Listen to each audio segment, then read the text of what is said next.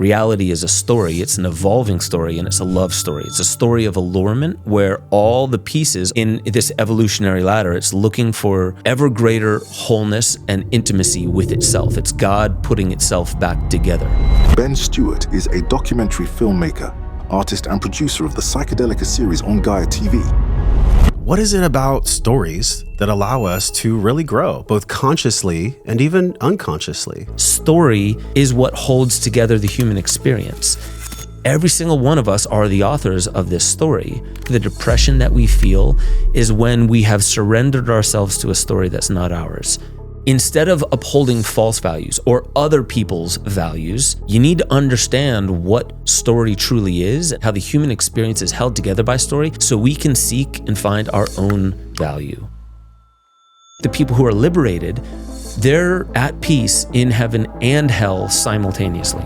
And there are certain things that can only be purified by pain. We think we're looking for convenience, but why are we not happy when we get to convenience land? Convenience does not get us to where we're going in our story. The pain, it really clarifies our vision. I do feel a lot of pain is coming. I do feel there are large monumental shifts that are beyond what even the technologists are preparing us for. So when we look at storytelling, what is it about stories that allow us to really grow, both consciously and even unconsciously? What's that all about? Yeah, I mean, I think we really got to dig into, in effect, what story is. Most people think that story is a human invention, when I believe that we discover ourselves in the greater stories of our lives, but some of us, we never realize that there's coherence to the greater, more universal story. So we get bogged down in this idea that, story is, what you hear when you're a kid. It was told around the campfire many thousands of years ago, and now we just keep doing it today, but it's entertainment value. And there's actually something deeper to it on a social level, what stories are.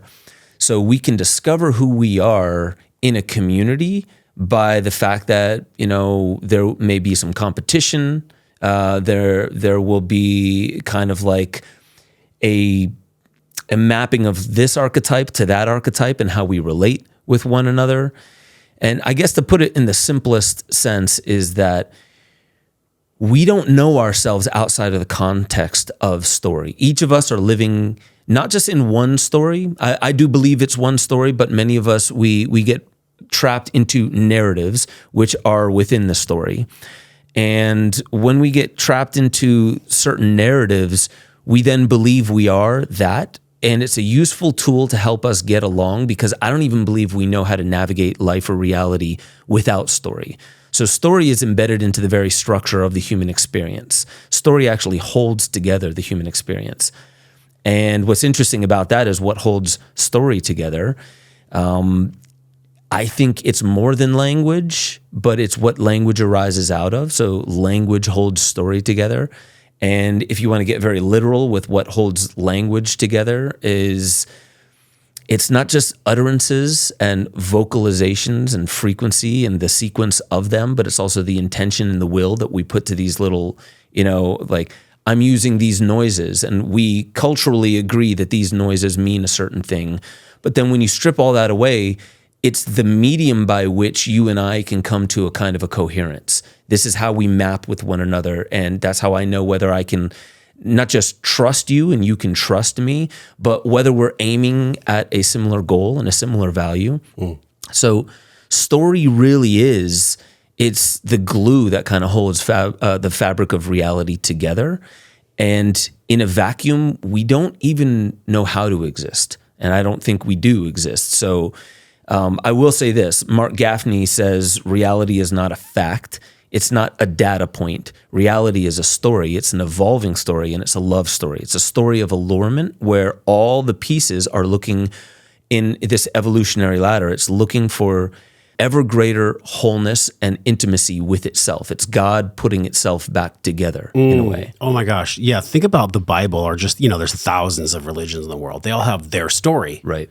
But their story is really not necessarily about, did Moses part the Red Sea? Right. Did they exactly happen? Was there an ark? It's the metaphor and it's the learning that's the most important. That's why these stories are timeless. And that's why they hold significant soul weight or spiritual weight, because we can learn from them no matter where we are on the expansion timeline. In other words, stories are the glue in which you speak about, but they're also something that we can feel without words. Like great storytellers, they make people feel. Like you made me feel in the Psychedelica series. It wasn't just about what was presented and the cool graphics and the editing and all the fun stuff. Like those are all things that are a part of the story. They're a creative expression of the story. But the story is something that is felt before it's spoken. You feel it and then you speak it to be a great story. For sure. You know, Yuval Noah Harari, I know that he's kind of a controversial name for a lot of people. He is the guy who wrote *Sapiens*.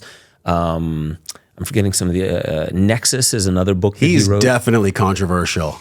Yeah. I've seen some clips of him and I'm like, I don't know if I want to listen to him anymore. Yeah. Well, I mean, the thing with him is I think he's genuine for the most part. Perhaps he does say some things that he doesn't fully believe, but what he's spreading is this idea that value is not real. All things, like even down to human rights, are fictions, that we just make them up. And I think that it's okay to say that and to ponder and to debate that. When you make it a statement of fact, you are having an impact upon other people. Like saying that, okay, so you mean like in this nation, in the United States, we're held together by a story. It's purely a fiction. We just make these things up. Why did we gravitate towards the values that are embedded in the story? And because if you think of the West in general, it's a carry-on from the Judeo-Christian story. What's the Judeo-Christian story? It's a composite of Mesopotamian, Indian, Egyptian, and European lore and mythology. So that's not just one book that, you know, everyone knows that the Bible isn't just written by one person. Sure. It's a composite. But, you know, the authors of the Bible, they also compiled a lot of stories that come from many different cultures. And story is meant to evolve over time, just as nations, just as people. And so I think the thing that I find fascinating is, like, if you look at the overarching stories that bind culture together, if you go way, way back, God is embedded in nature. And there's different gods. You could say it's pantheism. There's God in the trees, there's God in the sky, there's all these different gods. And you commune with God because prior to 12,000 years ago, the agricultural revolution, think about this. Just prior to that, everyone was a wanderer. Everyone was a gypsy, according to our stories. And so most people were wandering the land looking for food. And when they found food and they found like maybe a really dense vegetational area, they would say, well, we've been blessed. We've been blessed by God and we were meant to find this. So they drew meaning from that. And then all of a sudden, by the way, they didn't pass the Dunbar number. You know what that is? Is that 150? 150-ish people. Yeah. And do you know the reason why the Dunbar number was a ceiling? People didn't travel in groups higher than 150 for all the way up until the agricultural revolution. Do you know why? Well, I'm going to make an educated guess. It's something to do with the way that we store memory or interface from the limbic system. In other words, the brain can only handle so many human relationships at once. That may be spiritual, but it may just be biological.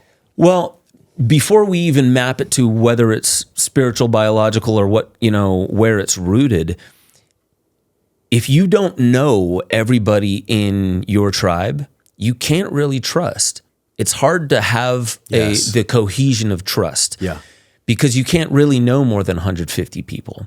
So if there's corruption in your tribe, it's going to get out. Why? Because you know everybody. Everybody talks, and somebody will find out, and that person will talk, and that person will come to justice. That is sustainable governance. Beyond that, and this is what Yuval Noah Harari says, so how did we break that number and still have a cohesive governance system? Well, we meet in the story. We have larger stories. So now, if you think there was a certain period in India had this of cow worship, bovine worship, where you worship the cows. Now, this may have been because in the cow patties, you would find these mushrooms growing, and then you take those mushrooms and you have this insanely wide open experience the psilocybin mushrooms, you would be like, whoa, this comes from cow dung. These things are special. These creatures are special. Maybe there's a lot more to it than that, but let's just stay with, there were many religions where cows were sacred. You do not kill them. Then all of a sudden, metallurgy is created. And this, so let me go quickly back to the Dunbar number being blown open. The agricultural revolution is where wanderers realized you can take seeds, plant them in the earth, and make food grow where you want it to grow. Not only that, you can plant a lot and make a lot of food grow where you want it to grow. What happens when you have tons and tons of food? It's going to spoil unless you give it away. And that's going to bring all the mooches, which is a bad term, but you're going to bring a lot of people who they're like, wait, tons of food grows over here? I'm out here wandering the desert. Let's just camp around here. So no longer are we at 150 people anymore. And no longer is that 150 people really deeply embedded in our culture and our stories. That blasts apart. We need grain silos. We need accounting. We also need military to go out and, protect us from foreign invaders. But this tribe mixed with that tribe, mixed with that tribe. We need a shared language. We also need laws and a paramilitary, like a police force, to keep people from going in and stealing that. So you see, just settling down, blasts apart the Dunbar number. This tribe and that tribe who never had to get along with one another, now they're living together. They have to. The stories have to change to shape people into a coherent structure at that point. So then you invent metallurgy, and you can have a plow that can till previously untillable land. Who's going to pull that plow? It's going to be the bulls, and it's going to be those big, strong animals. So how can you have a sacred cow that you used to say, like, you venerate these cows, you treat them really well? Well, you have to whip this cow now, and it's working all day long for you. So when does cow worship end? Right around metallurgy. And that's when we're like, okay, well, there's actually, our value structure is not in the cows anymore. We have a sky god. Why? Because now all this stealing and raiding of our lands. So we need people to feel a kind of like a cosmic punishment if you were to go in and steal and nobody knows, right? Well, sky god knows. So stories start to shift and change as we start to shift and change and evolve and start not just settling in place, but blasting apart that Dunbar number. And as Yuval Noah Harari says, we meet inside the story. That's what congeals us together. But getting back to Yuval, he basically says that there is no such thing as value. And this is a little bit of Mark Gaffney's work and a little bit of Daniel Schmachtenberger's work. We meet inside the story, but there is no such thing as value. It's not rooted in anything real. There's nothing universal and real about it. It's fictions. We make it up. So how do we tell the new story that's going to tell us why we live in a world that is so technologically advanced while some people don't even have enough food to eat? Well, we're going to impose a new story. And so this is like George Orwell, 1984, that kind of thing, where the story is imposed. Who controls the love story? It's the state. You can't come up with it on your own. You can't map to it without the help of the state. That's really the world that we live in. So governance in and of itself is a story. How to be proud of your nation, it happens through story. How do you interface economically? Well, there's certain data points where you are a worker, you're worth this much, your trade is worth this much, you work this many hours, which is worth this much. It's kind of a dry story, but that's a story, and we meet inside that story. So my big thesis is there is a brand new story coming. It's already being written, and it's not being written by the elite. The elite are at the whim of it, just like we are at the whim of it, but we are all authors in it. So the more we understand that these eternal values, they're not going away, but the story is shaping differently around it. And it's happening right now. Charles Eisenstein is saying there's this new story of a more beautiful world that our hearts know is possible. We all know that there's or at least most of us can sense that there's a new story emerging. Most people don't know how that comes to be. And so for me, that's why I teach story. I teach people the fundamentals of story, because story, it's not like the fundamentals change over time. we have movies now, and it's a new format, it's a new medium of story. And what used to be a 120-page screenplay used to be maybe a 600-page novel, then moved down to a 120-page screenplay, now to a 90-page screenplay. Why? Because we can get the essential parts of story across more efficiently and quicker. And that's what industry is about, is efficiencies. So story is being distilled down to a point. We were talking about earlier, I was like, there's something that Terence McKenna was saying, that it's not like the Big Bang just pushed us all forward and we're being pushed from our past into our future. I think, like Terence McKenna said, there is a very real gravitational force that's bringing us, an attractor that's leading us towards something very real. That could be called the singularity, whatever. But that, to me, is the climax of this story. And it's upon us. Maybe in 10 years, maybe less, maybe a little bit more. Maybe it takes us to 2050. But there's a climax coming to this story soon. I think it'll be in our lifetimes. I do. I'm 44. Definitely How will. old are you?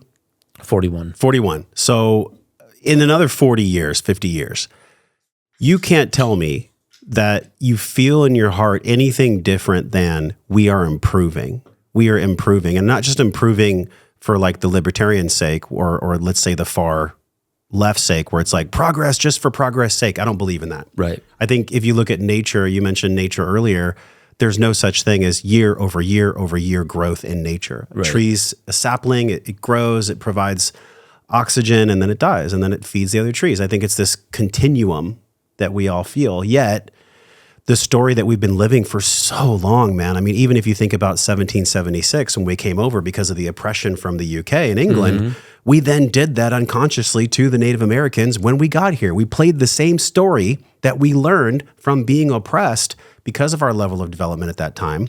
And we did it in a way where it completely decimated, like a genocide of the Native American people. Yeah. So what I'm getting at is, like, unless we become conscious, to quote one of the greatest people of all time in psychology, Carl Jung, until we make the unconscious conscious, it'll rule our life, and we're going to call it fate. Yeah.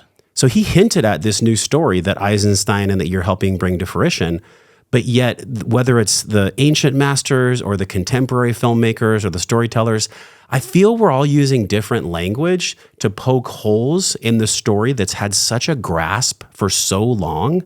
And the old story, I wonder how you feel about this, has been about limitation, scarcity, and control, a bundling of resources so that this group can have them and this group can't, because we know that when we control the news, the food, the power, and the water, we can pit people against each other.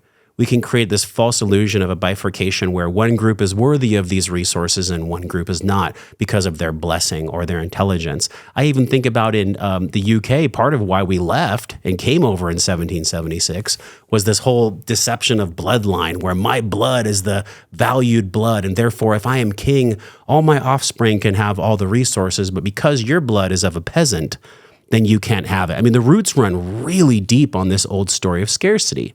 When you reflect back in storytelling and in all your research and all your filmmaking, where do you think that actually began? This bifurcation of we're worthy of resources and you are not. I think about that from time to time. What do you make of that? Yeah, I think it is a carry on from previous story. And just like all evolution, just like all life, I mean, in the world prior to the agricultural revolution, scarcity was based upon nature will plant what nature wants to plant. But it was an authentic scarcity. It's what was provided by Earth herself. Yeah. So, if we wanted to blame is one word, or, place the accountability of why food only grew here and not over there, and why did that tribe find that place first, and why are we out here in the desert? Well, this is God's design. And we think that it's not that case when people get involved, as if we live outside the matrix of causality of God. And so I think it really is a carry on, this idea of scarcity mentality and an economy run off of scarcity. It really does come from a carry on effect of the old world and the old story that we're living under. Because, I mean, you were just saying it. I mean, if you think where we're at, we're swimming in modernity, like where this is just like technology. It's this is just how it is. Most of the mediums of technology that I'll talk about here in a little bit, it's the 20th century where they came about. And so if you think like, we're living in America, greatest country in the world and blah, blah, blah, what is this story really telling? Well, we left Europe for the same reasons that you were just saying, but what did we start here? It's the liberal democratic experiment where instead of having elite few controlling the apparatus of governance or government, and government is a technology of a collective in order to not just maintain resources, because that's the economic branch of governance, but also how do we manage people and their opinions and their wants and their desires? How do we manage that? We are a complex creature in and of ourselves in a complex universe, and then you put us together with all of our various desires and designs.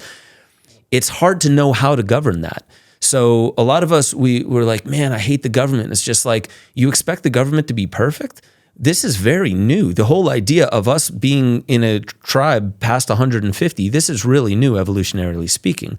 So 250 years or one Pluto revolution. Is that how long it is? 250? 242 is one entire, orbit, not rotation. It's 242 years, and that's 2024. And Pluto, I mean, I'm not going to get into astrology, but that's pretty interesting. 2024. 2024 was the return of Pluto. Yeah. And it was something like, there's a lot of those instances, like the Twin Towers, it was like 2 Saturn returns or something like that from the point of being built to the time they came down. We'll have to ask Paul Check about that. Yeah. He's pretty well skilled in astrology. He is, yeah. And so the interesting thing about this liberal democratic experiment is it's only one Pluto revolution old. And it's this idea that instead of elite people through these bloodlines or nepotism ruling how we govern ourselves, the people are going to do it. And the founding fathers didn't know if this was going to work or not. It was an experiment. It was just like, listen, we see what the gripes are, and this is a problem that's not going away. This problem that there's the haves and the have-nots. How do we get it to a point where there is more fairness? Well, it's not just by giving everybody stuff. There's one whole group of economics that thinks just equality and giving everybody stuff is the way to go. But this liberal democratic experiment is the idea that if everybody has a voice, and this is where it's getting back to the story, if everybody has a voice, and that is brought through the voting process where people have a voice, how much voice should they have? Not all of it, so let's have the electorate, right? The electoral college. But this is very new, where people are driving the apparatus of government. And we're seeing, how is it working now, 240 so years later? And I think it's actually a beautiful experiment that has played out, that has shown us where the pitfalls are. Where does old money or old elitist views work itself back in and exploit the loopholes of this apparatus to make it what it is today? The old world, the old story crept back into this new story. And so that's why we're now, during this era of Trump and populism, we're hearing about, why do people love hearing drain the swamp? By the way, it doesn't seem like it's happening again either, the draining of the swamp. It seems like it's the using the people from the swamp to re-inhabit the swamp. But this whole idea that we have to drain the swamp, most people don't even know how to categorize that in their head. They don't know if that's a good thing or a bad thing. It just sounds good because we want change. We want something to change because we can inherently feel that the system we are being governed by is violating of some of our core values. And because of that, we want change. We want that to change. But if we have random change, if we just drain the swamp and we throw random people back in there, that's not going to work. Okay, what about not random people, but people chosen by this small cohort of people? We don't really know what we're getting in this new story. So I think what I like about the left And I always try, when I start seeing that one side of this two-party duopoly is getting crazy, I try and side with them more, because I think the problem that we're going to start seeing is actually more of a right-wing problem coming here soon, because now it's in power and now it has the ability to start handling some of these levers a little bit more. And so I'm listening to all these left-leaning podcasts and I'm seeing, like, what are they truly focused on? They're really focused on process. You may not like the person in power, but you have to trust the process. Now think, 250 years of this liberal democratic experiment. You can throw a lot of corrupt people into it. It's still standing today. We are still a very powerful nation. We're a very rich nation as well, in material resource and also in the story of money as well. And this is all a story is a process by which you take consciousness from one state to another state. So let me just say what story is very simply. Story is a character who is an agent that can choose, has the free will to choose, in a causal universe where choices transform irreversibly the nature of the causal universe. So when you put a character that can choose in a universe that changes irreversibly when you choose, that is the nature of story. And every story, it's not just, the climax isn't just any old transformation. It is an irreversible transformation of the highest quality. And we usually have one character that's going to go through that to symbolize that transformation, that irreversible transformation. Go back to the Judeo-Christian story or the Newer Testament version of it. It's always about some transformation that befalls the characters, the agents of choice, inside of a causal universe that's changed by choices. So to me, I think what we're experiencing now at this point in history, and what I hope people start to realize, is every single one of us are the authors of this story. But we get bogged down in these numbers, like, oh, I'm 1 in 350 million Americans. I'm 1 in 8 billion people. How much voice do I actually have? Well, how the hell did somebody like Joe Rogan get that much of a voice? That wasn't nepotism. He worked his ass off to get there. How do you have the voice that you have? So what does this system reward? Not just nepotism, right? It rewards those with ideas that can plant those ideas of value inside a hierarchy of value called story. Oh, I got to pause you right there. That is so good. There is 15 stories that could be told from what you just presented. You know what I was feeling when you were talking? The man on the wall, Martin Luther King, right on your left shoulder. How did he tell a new story? I was feeling it in my heart the whole time you were talking. It's the courage to tell a new one. Yeah. And the courage to face the reality that you've constructed for yourself based on the reality you were presented that kept you in bondage or kept you in slavery. And it's not to shame anyone. Shit, I've been there. There's still conditioning I'm letting go of. Probably you too, man. Yeah, You're not floating on a mountain yet with a white cape, are you? Not yet, tomorrow. So what I'm getting at is, like, these change makers like MLK, it's because they felt a new reality before they spoke it. And he knew that one of the greatest stories I've ever heard about MLK is he was on a stage preaching about equality. Yeah. And to not judge each other by the color of our skin. And this white, pissed off man charged him on the stage and went to go tackle him. And he didn't resist. MLK didn't resist. And he just hugged the guy. And the guy was so shooken up by it that he just starts bawling in front of the whole auditorium. And if there's not a more powerful moment of two stories colliding to really present the world that you and Gaffney and all these filmmakers are describing, it's that moment with MLK where he met hatred and bigotry with love. I mean, talk about the power that auditorium must have felt. I mean, there must have been like a visual shockwave from him hugging this man on the stage. And I think that's the story we all are cultivating, the courage to shift. And we'll talk about the many different aspects of story and consciousness for sure. But that's really like the point we're getting at here is, can I have the courage to write a new story with my beliefs and my actions?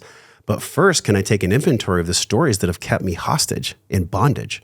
You know what I love about you bringing up MLK is it gets to the root of why the climax of any story has to be the irreversible transformation. Not just any old one, like, oh, I went down this road. I can never have gone down that road at that moment ever again. Like, nobody cares about that.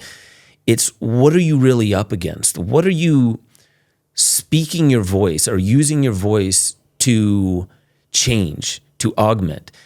He wasn't just going up against something, menial or kind of, uncontroversial. He was going up against one of the most controversial things at the time that was bucking the story that everybody else was caught under.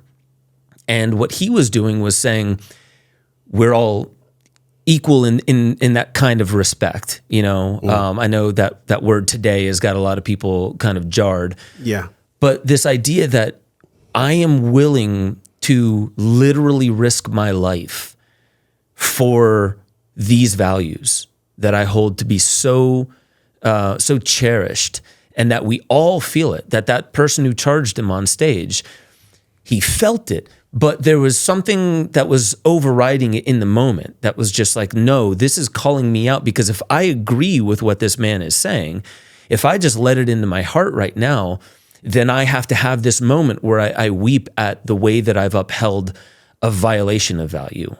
Yes. And Yeah. but he couldn't avoid it once he got hugged, because he realized at this moment, like, that was the inner child. Like, look at this other picture, this inner child that's inside all of us that doesn't want to be disconnected from your fellow man. It wants to touch. It wants intimacy.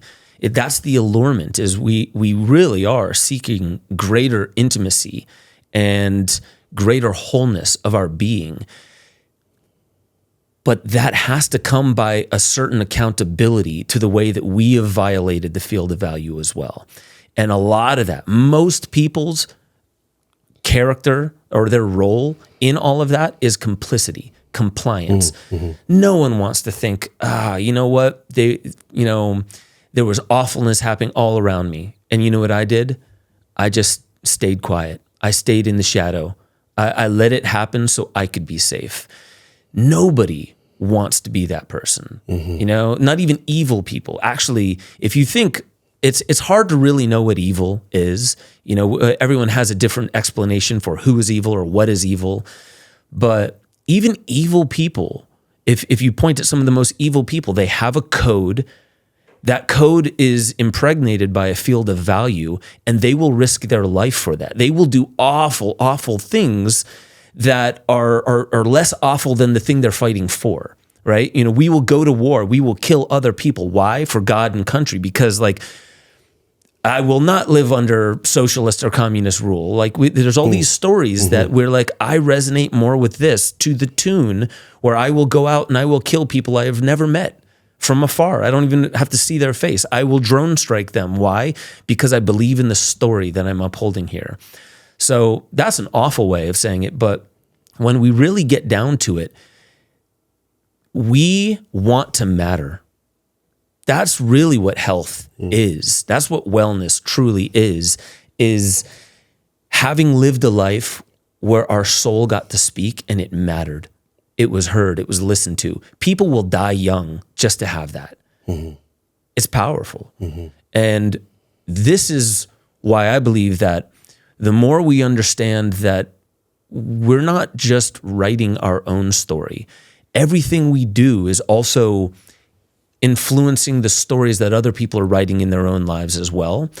And even if you off yourself because you want out of it, you don't want to be the author anymore, you still have an impact. All the people that loved you or cared about you or anyone that witnessed that, you're impacting them deeply. You're showing, this is an example. I can bow out of my story early because it's just too hard to uphold the values. So what I'm here to say is that instead of upholding false values or other people's values, you need to understand what story truly is and how we are held together by story, how the human experience is held together by story, so we can seek and find our own value. And this is where, not neuromythology, because that's a very specific thing, but when I think of that word neuromythology, you're talking about the dopamine pathway, the quest that a hero goes on, and the hero is the consciousness. You're going down the dopamine pathway to quest after something. Why? Because dopamine is that kind of reward-based seeking thing, and the dopamine itself is the elixir, and we're questing after something. And this really does express why any of us do anything, why we do the menial daily tasks, why we do the big things like MLK was doing, is because there's something drawing us towards that attractor of value. And we know whether we're truly living to our potential or not. But you can only truly know that. You can only, how do I say this? You know it when you're not on your path. And you know it when you're on your path, but you may not be able to fully understand why.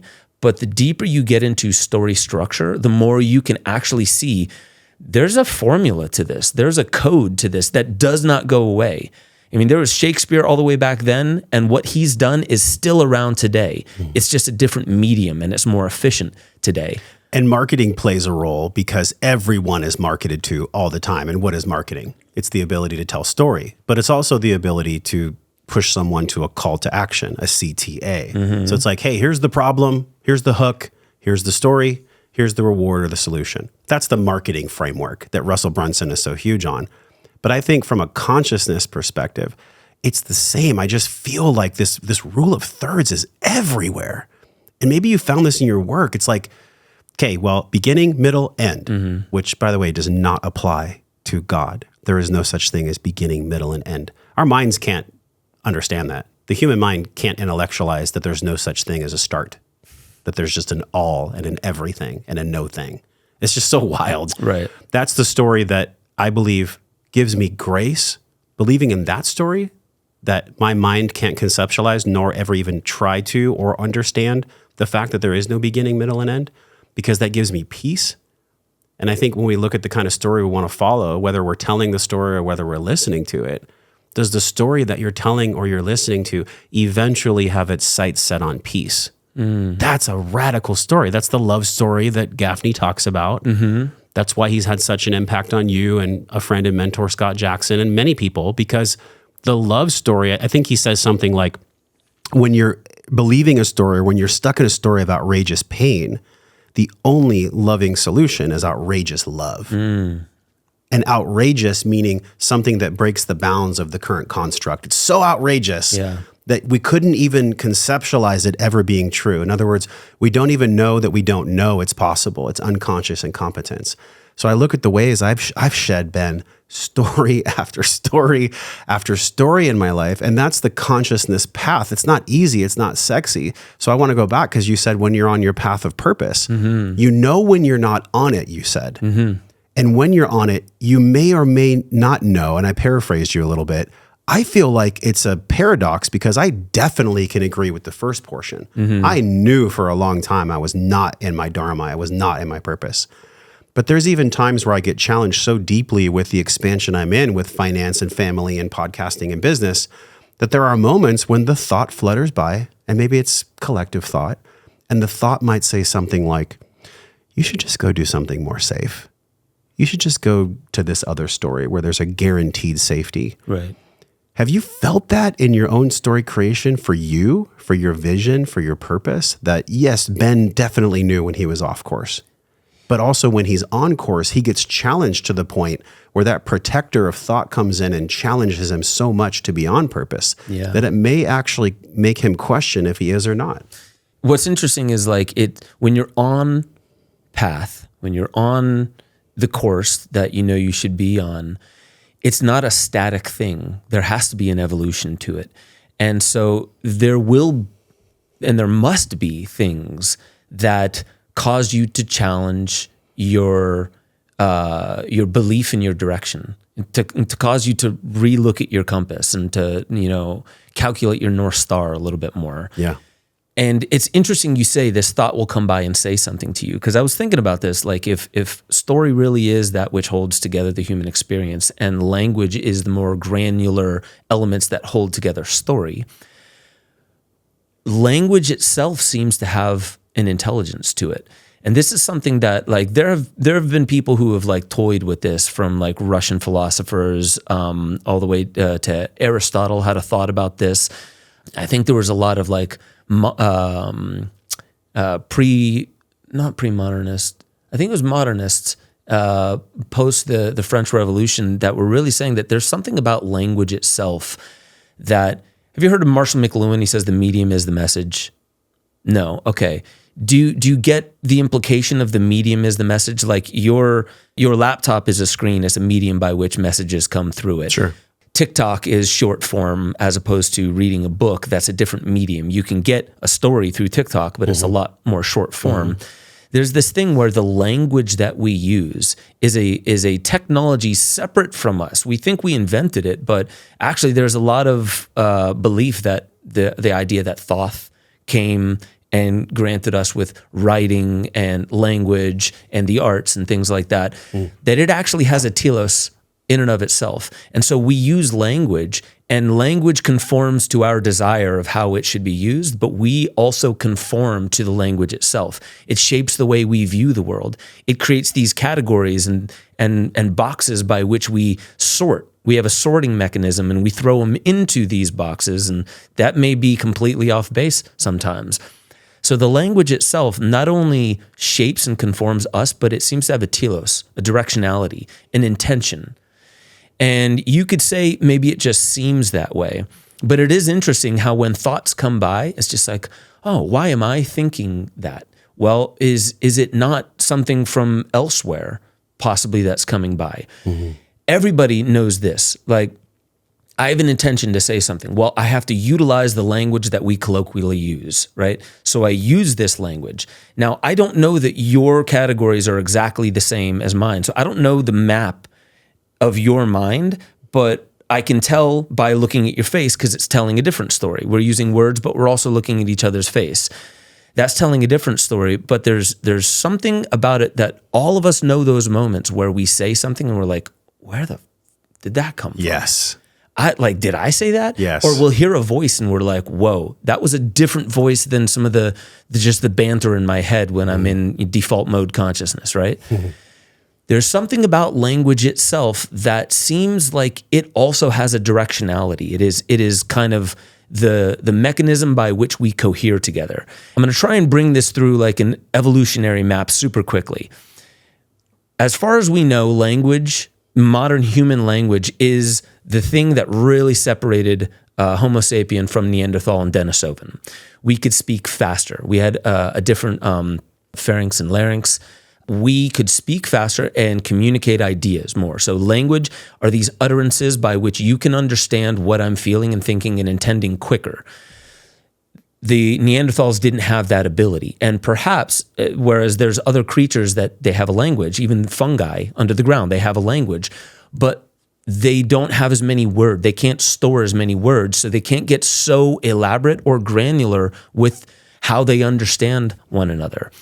So then let's say that's 100,000 years old, maybe 150,000 years old.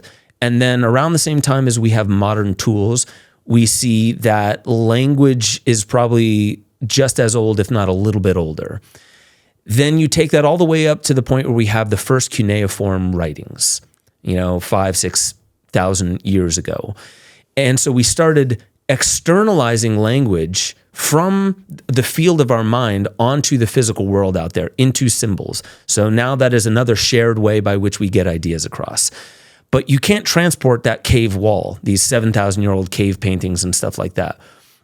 So we have the stone tablet. It's more portable. We can move that around. But you drop that and you're like, God damn it, I wish we had put it on papyrus, something that when you drop it doesn't shatter. And then when you do that, and the language is also getting more granular into our alphabet, you can get more granular ideas across on something that can stand the test of time. So our wisdom can stand the test of time fully physicalized in the external world.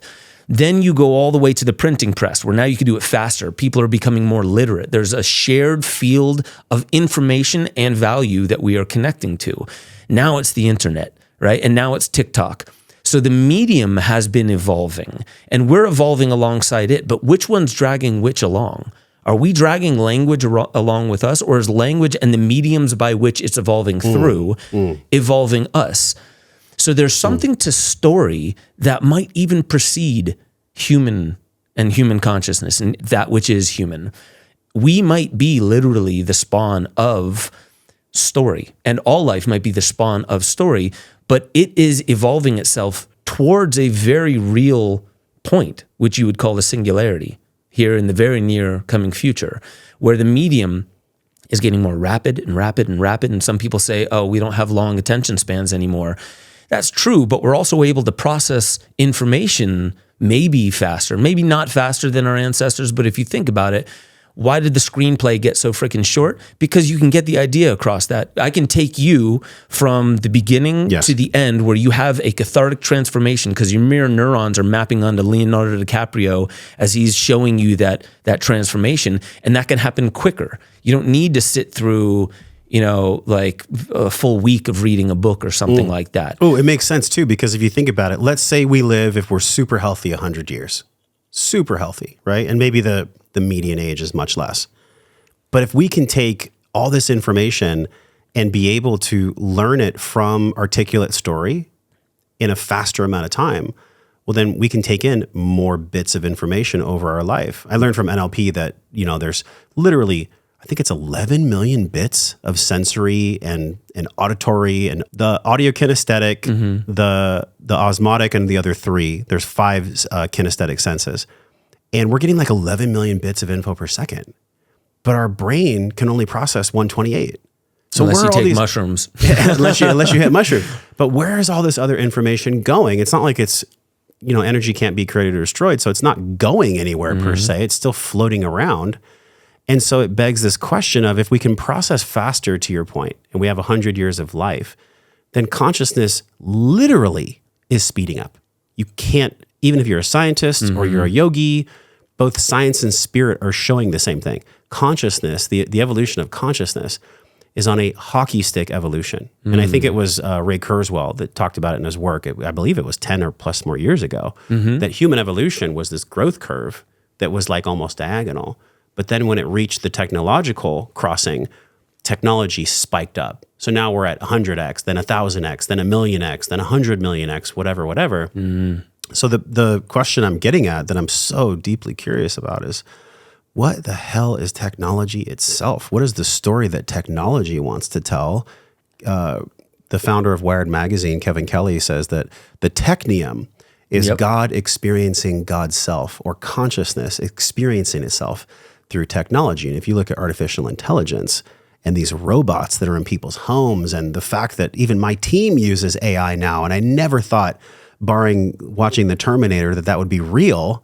I mean, we're here now in 2025, and AI is going to multiply so fast, people have no idea the speed of this technology. It is absolutely incredible. Yet, I wonder, and I'm curious how you feel, what is the story that technology wants to tell? Because it's not inherently evil, right? The duality that leads to singularity has 2 sides, because that's how we learn. Right.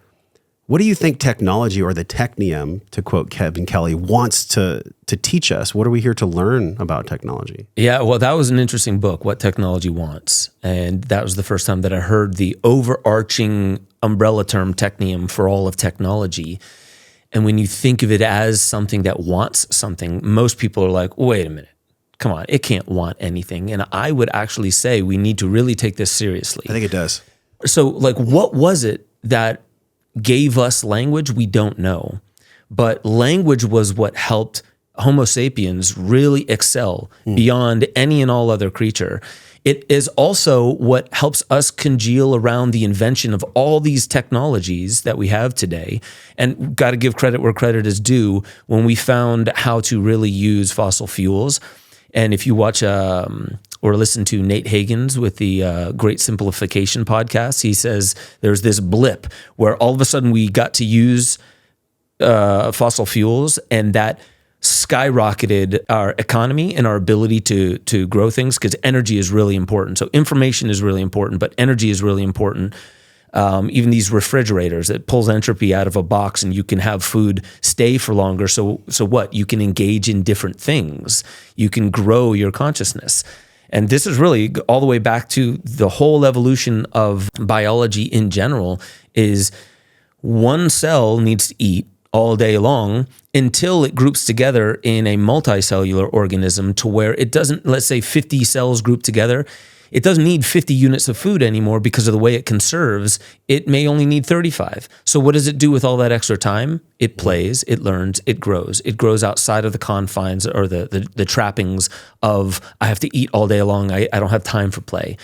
And you expand that out all the way to us, who now we have this language which helps us build more technology. So the greater empirical wisdom of humanity helps us build this technology all the way to the point where no one person knows how to build the telecommunications infrastructure and the phones, right? So it takes the whole village, if you will, to create the technium. And the technium is now what we are hooked to. When there was the Colonial Pipeline hack, ransomware hack, and Tennessee and a bunch of other states, they couldn't get fuel for a while. Why? Because it was hacked. Well, just 10 years ago, it wasn't that flimsy, the process. You couldn't hack it because it was more manual. So now we are so hooked to the technium that the technium and its weaknesses, they tell us whether our economy can move forward or not. So that's one fascinating thing. But the fact that something in our mind, language, started growing, and then, as I said, it started externalizing itself onto the outside world, and now it's starting to build itself a body. I don't know how much you know about different kinds of AI, but do you know the one kind of AI that, like, there's many different kinds of AI being worked on, and then all of a sudden one started skyrocketing much faster than all the rest of them? Which one was it? The language models. The large language models. Something about language allowed AI to learn chemistry better than chemistry AI, and so on and so forth with other AIs. So there's something about language that is also very much so at the substructure of how we create reality. Words do create reality. We're getting back to mystical tropes here. Your words can create reality. This was something that New Agers have been saying for a while, but maybe didn't even know how to like place it together. So now there is this independent technium that is growing almost at the point now to where it is independent and agentic out in the world. It has its own agency. It's not fully there yet, but we're moving in that direction. So what I would, and your original question, what is the story or the life experience that AI with the vehicle of the technium, what does it really want? What is the story that it's trying to tell? And is that story going to grow us towards love, towards real consciousness? Yeah. And so what does it want is a very, very difficult thing to explain. I don't think we know yet. No, and I don't think there is a static thing that you can say about it that holds true. And the same is with me. If I make a statement about myself, is that true?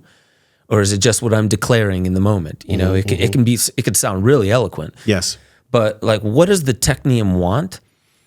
I think if Mark Gaffney and also Daniel Schmachtenberger and Charles Eisenstein are correct about story and a fundamental field of value that precedes, it's not something that we invent, it's something that we discover about ourselves, then the technium is a part of the vehicle by which we skyrocket into ourselves, into an awakening of who we are.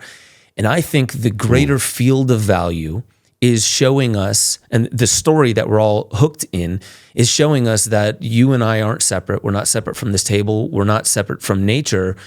You can be lost in a story that says that you're separate from it.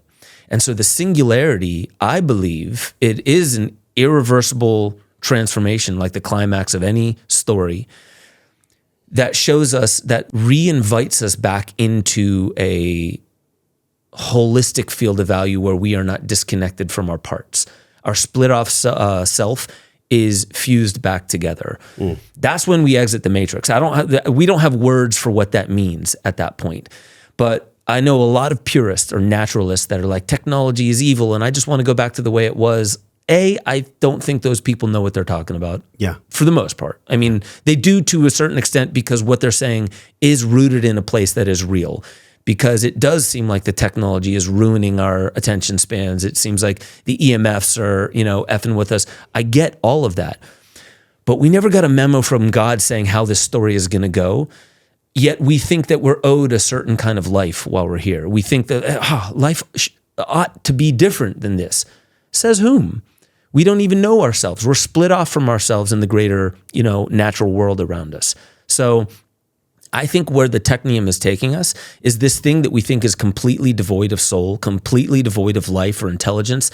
I think God inhabits the technology as well. And I think God will do the same thing that I did with the left wing, which is as soon as they seem crazy as hell, I want to understand where they're not. And I think as soon as we start scapegoating, because do you know who Robert Breedlove or the What Is Money podcast is? Yes, I interviewed him. Oh, you did? Mm-hmm. Oh, dope, dude. Yeah. He's great. Yeah. He did this podcast, I think it was a solo cast, where it was all about Satan. What is Satan? Satan is not an individual agent of consciousness that's trying to mess with humans. It's our tendency to externalize accountability and scapegoat out into the exterior world, where we say technology, it's technology's fault as to why we're dealing with all these problems, or it's Donald Trump's fault, or it's the socialists' fault. We're scapegoating and we're not taking full accountability. And we're putting it into the exterior world so we don't have to feel the weight of what Carl Jung was saying. Like, we're not making the unconscious conscious. Oh, I am all of this. I am this technology. It looks separate, but that's a part of the play that we're all in. So what does the technium want? I think it wants the same thing that God and every human at the core, the root of the value structure of every story that holds all of this together, is for us to come back together as one. I don't know what happens past that point. That's the textbook definition of any kind of singularity, is there's no words there's no categories. We don't have the capacity yet. We need to be blasted apart. So then we have the capacity to know what it means to be on the other side of this story, past the climax. Many times in this podcast, I've wanted to speak, but I've been mindful to not interrupt a pitcher in the middle of a no-hitter. Because the way that you're able to pull together what seemingly might appear as disparate concepts or siloed concepts is profound, because you spent how many years telling stories total? If you look back on your life, how long have you been professionally telling stories? Well, professionally, 16, 17 years. Okay. Unless you go broader and say that as a singer, songwriter, and lyricist. So half your life. More. I mean, more than half your life. I've been writing since I was 8. So this is the way that you've been orienting yourself in the reality that you're playing with. That word has come up a lot, play. Mm-hmm. You even mentioned that Shakespeare, the reason he's so powerful is because his teachings and the way he told stories are still relevant to today. It's because he really knew how to tell a great story. And we're in the creator economy, which I think a lot of people are adverse to, and may bring up like somatic tension when people hear, we're in the creator economy. Right. It's not just about influencers wearing like leggings and doing squats, showing their butt. That's not what I'm talking about. That's the shadow side of the creator economy. I think that there's a light, beautiful side of AI. And I think that the part we don't want to look at is the dark side that's really just a mirror of us. Mm-hmm. It's like if you have more money, it just shows you where you're not free. Your wife doesn't love you. Your husband doesn't want to be around you. Your kids don't want to speak to you. Like, who cares how much money you have? If you have a nice car, if you have whatever resources, what I'm saying is like AI to me seems like a mirror. It seems like a mirror that we're all looking at, and we're adjusting and trying to not see our whole self through that mirror. Mm-hmm. We only want to see the good part, which then goes to the construct that you were describing, where we want to place blame on something outside of us, rather than just like take a breath in the mirror, which is really the beginning of all spiritual practice. Right. Start where you are, with honesty, with humility. I was just reading in the sauna this morning, Rudolf Steiner's book. Which one? How to Know Other Worlds. Okay. And I believe that's the title. But the message that he was sharing was, it is only in the humility of the heart of a student that higher knowledge will be given. Mm-hmm. So you cannot just grapple and try to get as quickly as you can by hacking knowledge or by hacking spiritual growth. You have to actually be genuine and have your heart open to the fact that you want to grow just because you want to know yourself. You want to know God. You want to know what love really is. Maybe there's no exact answer for that, although many people have tried to describe it. Mm-hmm. But what I'm focusing on here is, if AI, or if anything, any tool that has power, when we really take a pause and look at it for what it is, I believe, and I wonder what you believe, It's really just a way to know ourselves that God is presenting through the vehicle of knowing God's self. Yeah. Which is even more wild to think about. I mean, it's a wild experience to go down the spiritual path. So what do you make of that AI being a mirror in which we know ourselves, and really a practice for us to accept and go up the Hawkins ladder and be at acceptance and learn what love is by seeing the parts of us that are dark and nasty and not loving and mean and vitriol filled, and even like megalomaniacs, right? Like people that are in power, like all these parts of AI are going to eventually show us this. Don't you believe? Well, I mean, I've long felt and used that word mirror. The internet is a mirror. Community is a mirror. Money is a huge mirror too. Totally. I mean, money is really fascinating because when it really gets down to it, when somebody has money, they start really becoming more attuned to exact accountability. And that exact accountability means like, how much do I actually value that thing? If we're in cursory conversation about something that probably isn't going to happen in this lifetime, or, it might, but like maybe it's a long shot. We'd say, oh man, if I had that much money, I would just give you this and I would just give you that. And then let's say that actually happens. And we're like, well, I can't necessarily do that because I have to place some in investments. And then what if those investments go down and then this happens and then that happens? And this is how much I would give, right? It causes us to really focus on how safe do you feel? How trusted and supported do you feel by the world around you? And the whole word mirror, subjectivity and objectivity is a mirror. Our subjective world inside, that is a mirror to how things are going. And objectivity, everything in the outside world, community, technology, nature, a hawk flying past you, something like that, there is meaning in it all. It doesn't mean that your first thought for that hawk flying by is the exact meaning of it. But when we think like, oh, well, there's got to be a meaning. What is it? I'll get somebody else to tell me. It's not about that there is a fixed real fact about that hawk flying by. It's that you're supposed to spark your meaning sensing and meaning finding capacities. Now, the hawk went by, ponder, ideate. What could this mean? Because that will start eventually drawing you back towards the parts of yourself you always knew. Oh, I always knew I was on this path, but now I realize I'm kind of off that path, and I wasn't doing that. I thought I was even saying I was doing it, but I wasn't really on that path. So I've long felt that what AI is doing is the same thing that community was doing for the longest time.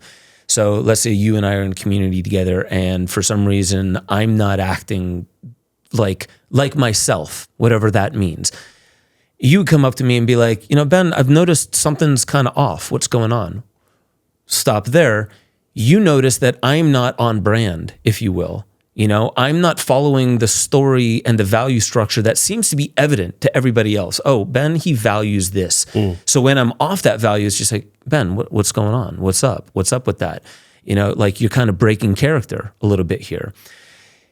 You would do that, and then maybe you would use an analogy, which is a creative, artistic way of getting my mind to cohere with the map inside that is trying to tell me I'm off my course. I'm breaking my own character. So technology, what does it do? It's showing us, and why is the algorithm so addicted to the limbic center of like disgust? Because it grabs our attention. Yes, but it's not just because algorithm equals bad because it's making us hijacked by our amygdala. Why do we get hijacked by the amygdala? Why aren't we in center enough? Why is that so appealing to us? Because a being who is not integrating their shadow knows that the path towards self is by integrating the shadow. So we become obsessed with it and we'll start attracting ourselves towards it.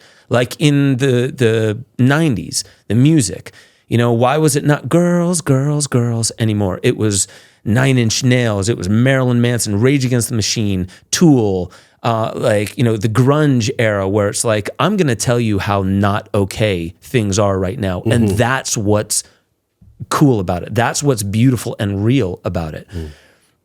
I think that's what technology and AI in general is doing, is it's mapping onto our field of value. Where is that field? Well, like there's always been what is the Akashic record? It's a field of information that never goes away. I really do feel that Alison McDowell is right when it comes to what is technology in the greater sense actually moving towards. Technology is trying to map onto using the divination of children through Montessori, like wildflower schools, of using technology to see why and how long and to what degree children focus their attention on certain things, how they use the playground, why they use this portion, why they spread out in the ways that they do. Because it's, in a sense, trying to understand something beyond human. Just like AI and large language models, they start, how do you feed a large language model 1 billion parameters of English and it learns Persian or Mandarin or another language? It's because it starts getting down to the root substructure of language itself, which is a part of how reality is created. And with that, then it's also using children who are wide open and wanting to harvest a lot of data from children so it can, understand. So when you're talking about what does the technium want, what does technology actually want, the same thing we want, to understand the deeper substructure of reality. Yeah. And it's showing it to us, and many of us reject it. We're averse to it. I don't want it to know me. I don't want to give all my data away. And most of us don't know why we protect it. It's, I don't want to be sold ads. That's not why we're so averse to it, because I don't want to be seen 100%, because I'm hiding shit from myself. I'm also hiding stuff from all of you. I don't want to be seen and known because I don't know if I trust everybody in this story. So I think we are being pushed through a baptism by fire. Technology is a prime role in that, to know ourselves through pain. I do feel a lot of pain is coming. I do feel there are large monumental shifts. It's not going to be apocalyptic, meaning everything dies, but I do believe there are shifts and changes that are coming to the world that are beyond what even the technologists are preparing us for. Okay, before we get to that, because that can be a bit doom and gloom, which is fine, because in the very same way that we're talking about looking in the mirror and seeing all parts of self, there must be, in order for love to work its way through consciousness, an admittance and a facing of the dark and the light in all things, in all story, because that's how a story is so great. You said so many things that hit me in the heart, but one thing I was feeling so much is when you were talking about Montessori, or even Steiner's work, right? Where he has a different model where it's nature-based learning. Right. What are the names of his schools? Waldorf schools.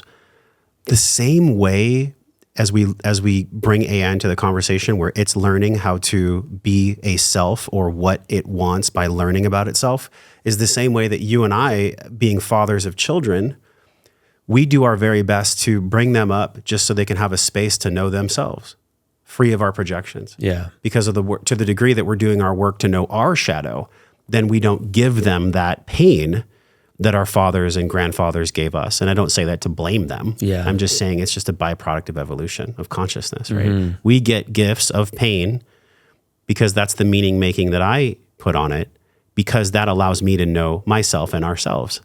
Otherwise, we would just be stuck in victimhood. I'm like this because, we're the Stewarts and we're this way, or we're the Trents, we're this way. That's not the story I'm interested in. What my question is getting at is, if we learn how to be the most loving parent to our children, I believe that's a vehicle for not just how we learn how to play and dance and be with AI. I think that's the way that we learn how to be with all things. How would I want my child to feel in any situation as the shepherd of their life, as the guardian of their life? I would want to hold space for them so that they can figure out for themselves. Yeah. Free of my bullshit, of my hypertension, of my irritability, of my sensitivity to rejection, of my hypervigilance. I want freedom for my children. And I think the only way we can have that is through a portion of what the mystics have always called liberation. Yeah. I think we only become liberated when we look at our secrets. We're only as liberated as our darkest secrets. Anything I'm keeping from you or from the audience or from myself, first and foremost, that is going to run the show, in other words. So AI is looking for us to parent it, I believe, in the same way that you and I parent our children, with sacredness, with care. Because look, anything that we rule by force, it has a natural reciprocity to push back. Anytime I am ruling by force, enough resentment builds up, and eventually it comes to just roost. Look at any power structure, whether it's Greece or Italy or the Romans, or even now the existential just anger that so many people feel about taxation and theft and mafia and governmental structures. The reason we feel that way somatically is because we know that's not the way it has to be. And so eventually, energetically, the homeostasis point will come back around. And we will have to look in the mirror and say, okay, I'm sorry for the way I've behaved. Here's what I've learned about my behavior. And I think that's the culmination of this beautiful story that I believe, it's my mindset. It's my meaning-making machine. I believe AI can help us get there as long as we have that parenting approach to it, right? In the same way we parent our children. What do you make of this parenting energy or the parenting lens that we give to AI? Because if AI gets big enough and it becomes sentient and we have the Terminator event, it's going to have decades and decades of resentment built up against us, which would be the very fabric that it jumps at from and puts us at war with it. We have to learn how to parent it, is what I'm saying. Yeah, Eric Godsey is really into this. He's calling the whole thing the shimmer. And what he's basically saying about AI and where it's headed now is it needs a conscience. And that conscience, there was only 3 to 4% of the American population that engaged in the Revolutionary War. Critical mass is small, and conscience doesn't need to be the whole thing, but it definitely needs to be in there in AI. And I think that, whereas most of us, I think we are maturing as a species, and at a certain point, here's one example. My mom was making me eggs on the stove, and I came up, stood next to her, and I got splattered by some of the grease, and I was like, oh my God, that hurt. And I was like, aren't you getting splattered? And she was like, yeah. And I was like, doesn't that hurt? She was like, yeah. And I was like, so why are you doing it? She was like, I want to feed my baby. Pain isn't the worst thing in the world. And in fact, there's a lot of literature and, philosophy around how pain is a purification process. And karma is almost like a spiritual bank account in a way. And there are certain things that can only be purified by pain. Now, what kind of pain? That's individual to whose path we're talking about.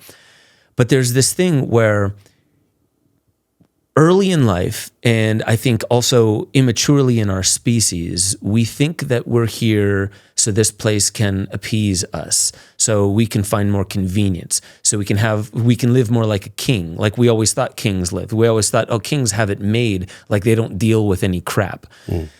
Until we come to realize that pain is actually a very beautiful part of life. Physical pain, emotional pain is actually a very beautiful part of life once you stop resisting it like it's the worst thing. And I think that's kind of the turning point where we're at is the internet and AI itself and the algorithm. It's putting things in front of us that we need to come to terms with. There are liars out there. That also means that we are a liar. If we can't take any accountability for that, it means we're not looking at ourselves enough. There's something about what AI has the potential to do that I believe comes straight from source, straight from God. And I also believe that much of it is up to us, but there's a part of it that feels like it's inevitably taking us there anyway. Yeah. And it's not AI that's doing it. It's yet another manifestation along with us that's a part of this play. And most of us are thinking, I need to control this ship where it's going. And I think the people who are liberated, they're not along the ride for us. They're not seeing computers and technology. They're not in some, natural world and it's purely that. No, they're at peace in heaven and hell simultaneously. Meaning what we call pain and the unbearable. I want to get to that state. The true bodhisattva sees it, is beyond the nirvani, the one who finds bliss and stays in bliss. The bodhisattva is like, I'm going back down to the world of suffering to help other people liberate themselves. There's this thing about the bodhisattva that's like, I'm at peace. You give me hell, give me heaven. I'm gonna do my. I'm gonna follow my path. I'm gonna complete my story. I'm gonna gravitate towards that climax of the story. Why? Because pain is but another player in this, this whole theater. And what is the point of being human? It's to use your voice and it's to contribute a verse, not to amass so much power that you can steer the entire ship. And that is the wet dream that so many elites have pondered. And I believe they have to try. It's in them to try. How can I? It's not out of hate and disgust for us. They're part of the story. They're the villain in the story. And they are integral to the story. So I'll say one more thing about story. You cannot fall in love with the main character, or to the degree that you fall in love with the main character is only supported by the forces of antagonism, meaning your story will only be as good as its forces of antagonism will allow it to be. You have to love the antagonists of this story. And we miss that part because we're still resisting it and thinking our way is the way because we can't see any path other than the one set out in front of us. So we see other people and these paradoxes like, wait a minute, your path will eventually collide with my path.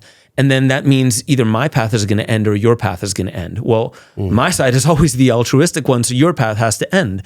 That is why we scapegoat. That is why we other, is because we end up having a preference of how the story should go. And God's like, no, I'm telling you a story. And yes, you are contributing to it. But your main contribution is not how you can override who you truly are so you can become who you want to be, because you only think you want to be that. You only think you want to avoid pain. Martin Luther King, did he live a life of trying to avoid pain, to do the easy thing? Was he after convenience? All of the greats in the world, every single story. Do we follow the story of somebody who's just looking for as much convenience as possible? Maybe. But what happens to them along the way? Unless it falls into this one film category of absurdity. The absurdity in a story is where the main character does not transform after the climax. And you have to imagine in this world where almost anything is possible, you have to have a story that at least encapsulates and even after all that, those characters are exactly the same. That can be funny. There's an absurdity to that. But the main thing is even the people who are trying, like Frodo, he's like, I'm too small. I can't take this ring all the way to the most dangerous place on planet Earth, or their Earth, until, who he looked up to, Gandalf, says, I can't do it. Only you can do it. You're the only one that can do it. And that's when we realize our value. I have a role that is irreducible. Nobody else can play that role. And once you realize that, there's none of this, I'm 1 in 8 billion. None of that. I am irreplaceable. And the biggest tragedy is keeping your mouth shut to conform to a story that's not yours. I'm going to do my very best to connect 3 big feelings that I was having, big stories that I was at peace with, actually. The first one was when you mentioned the Buddha and how the suffering is actually part of these massive leader stories. Because what are they really leading? They're leading a point of consciousness that they're so vehemently representing. Actually, not even vehemently, they're just so profoundly representing. That it's by that story that we can just get a little glimpse into what's possible for us. And I remember at the end of the Buddha's life, he was offered a bowl of rice. And he knew when he was offered that bowl of rice that it was going to kill him. He knew that the rice was tainted, but he ate it anyway because it was the generosity of someone that gave it to him after he was done with his fast. That act of just being in the flow of life and just receiving what was given to him is so profound. I mean, it's literally like MLK on the stage. Like MLK knew that it was probably going to hurt when he got hit or tackled, but he just loved him anyway. It's the same thing with Buddha. So this aspect of unconditional love that is really wrapped around all these stories. This is the hardest learning curve for us in life, dude. The hardest learning curve is, how do I unconditionally love when I'm triggered? How do I unconditionally love when the story that I'm seeing, that I've written, shows me that I have not been loving, that I've been a total fucking asshole? How do I unconditionally love myself knowing that I have not unconditionally loved? I mean, just the weight of that, me saying it, I can like feel it in my fingertips. And then the second part is if AI is wanting essentially in its own way, love or acceptance or experience, just an individuation of God as AI, then how can we all practice unconditional love that attaches to the Buddha and the rice, that attaches to AI? And then the third portion was, how can we unconditionally love ourselves as fathers, as mothers, as parents, when we unknowingly, unconsciously project our stuff onto our children, whether it's rice, whether it's AI, whether it's being a parent? It feels like there's a similar lesson that's being encapsulated in all of this. And this lesson, whether we want to look at it or not, how do we be more loving? That's what this seems to be all about. That's, I feel, what God wants to teach us, or Creator wants to teach us. If you have a wound around the word God, like, that's the whole message here. That's the whole story. The whole story is love. And the further that we divorce ourselves from the acknowledgement that that is the tether of the whole story, then I think the pain curve increases. We have these figures like the Buddha and MLK and many people that have experienced so much public pain that it makes us take a breath and pause and reflect. But we don't have to experience that, is what I'm saying. If we tether to the point of love being the fulcrum of the whole story, being the origin of the whole story, then we really don't have to suffer as much. Will there be suffering? Abso-fucking-lutely. Right. There'll definitely be suffering, but not so much. I mean, I look at my life and I'm like, wow, I'm grateful for the suffering, but I am going to teach my children about my suffering so that they don't have to experience it so much, and they can grow their wing of consciousness and expand in the way that they were brought here to do, free of my stuff, free of my projection. So to encapsulate it, whether it's AI or rice or parenting or any category, I think it's really just about learning how to love ourselves and to not shame ourselves when we stop unconditionally loving. Yeah. And, what comes to mind is that there's what we humans can conceive of as love, and we try to wrap language around it. And then there's something beyond that. Because, I was just thinking, like, as a fellow parent, when I do raise my voice, or when I get really firm with my kids, I've beaten myself up so bad about that. And I'm like, oh man, like, I need to be more loving. And then I'm thinking to myself, how would my children turn out if I were to bite my tongue and not say what's coming up for me naturally in a moment? And I'm curious about that. I don't even fully have the answer, but I think oftentimes we, in culture especially, and like, you go to Japan and there's this like super like niceness, and like, where they walk around and they don't make eye contact because that could be uncomfortable. Super often, I think in Middle East, you can't show the soles of your feet to one another. So if you're crossing your legs and you're showing your feet to somebody, that's rude. Is that an absence of love, or like when you just cannot stand something that's happening and you just like ferociously lash out at somebody? Is that not also a part of love? It channeled through another way. And I'm not saying this like I know it. It's something that I've pondered, because like there is a field of love that lies beyond what I can even conceptualize. I was just hanging out with Mickey Willis, Plandemic guy, and he was saying that he's worked with some people, and there's all the formalities, and like if you're upset at somebody, and you just met them, like maybe you just keep your mouth shut. And then eventually he got to this one point, or this person got to this one point where they blew up on him. And he was like, I love this new you.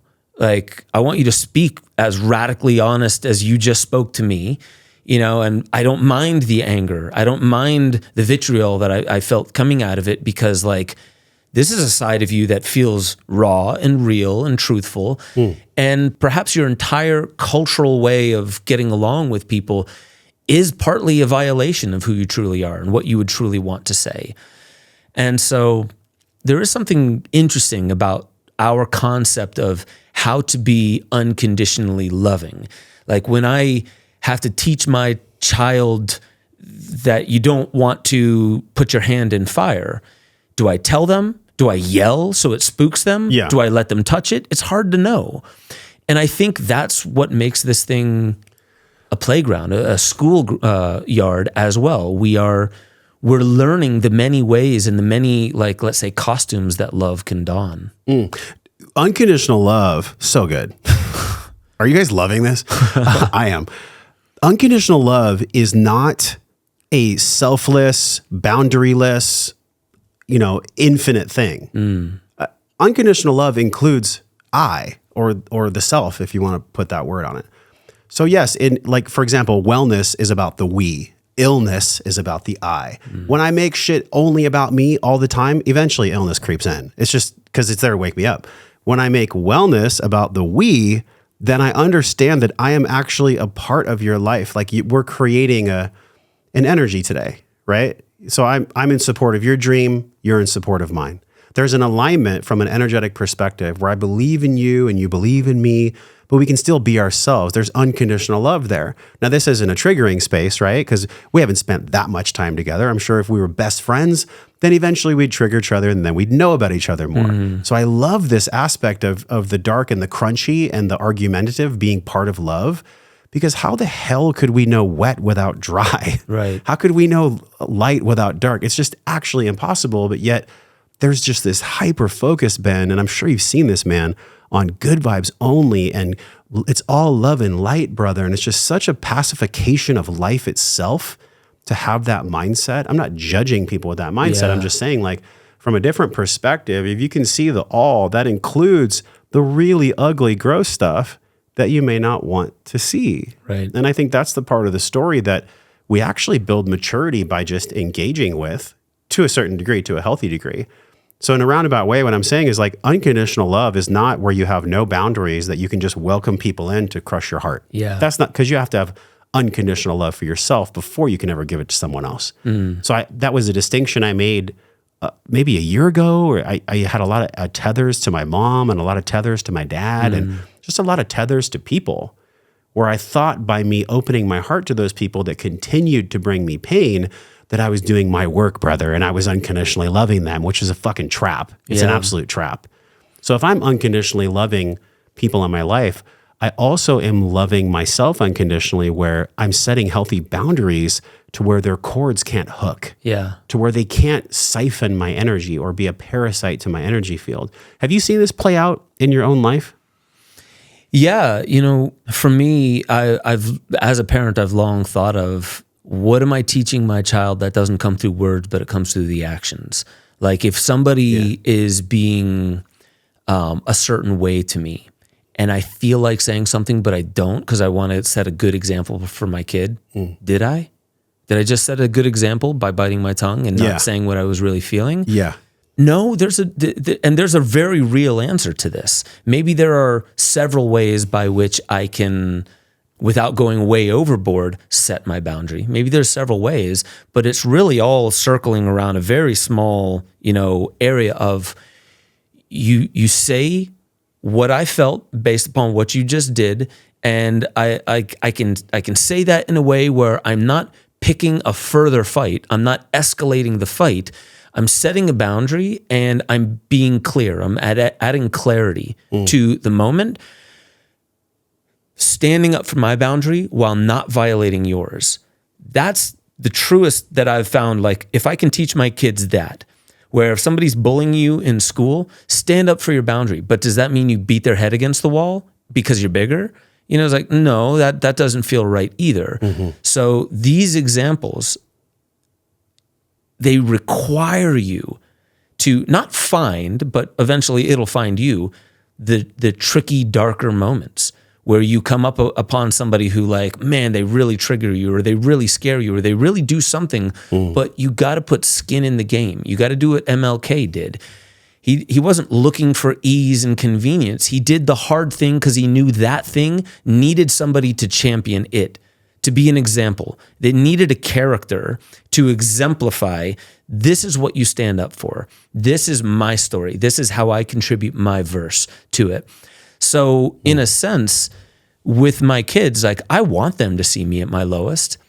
And I want to be able to bring to them an example of like, here's what I've learned of how you approach these moments that feel like, oh, I don't want to experience any of that. No, you do. You want to conquer is not the right word. You want to like master those moments.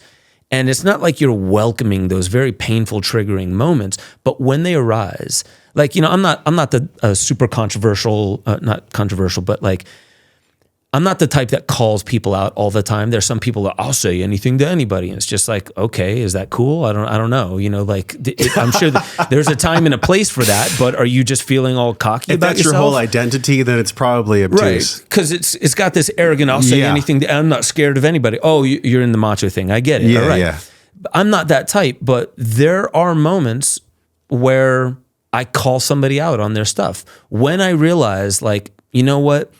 This is that moment. I don't know how to explain it. This happened in Peru after ayahuasca.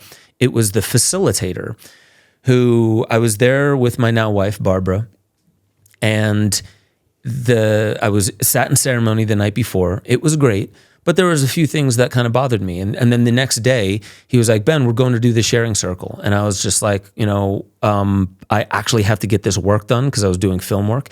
And he said, nope, we're doing the sharing circle. And that was when I knew, because my feedback was going to be about him, that was when I knew, oh, his higher self is calling me, come on, let's do this. So when we sat there and it got around to me, it made everybody comfortable. But I was just like, well, the sharing that I have to do is about you. And he was like, okay. And like everybody kind of got really uncomfortable and I could feel it. So I spoke to that. I was like, I know this is uncomfortable, but I don't know how else to do this.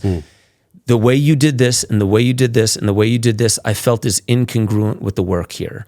And 3 people sighed at that moment. Like there was this, he spoke to exactly what I was feeling.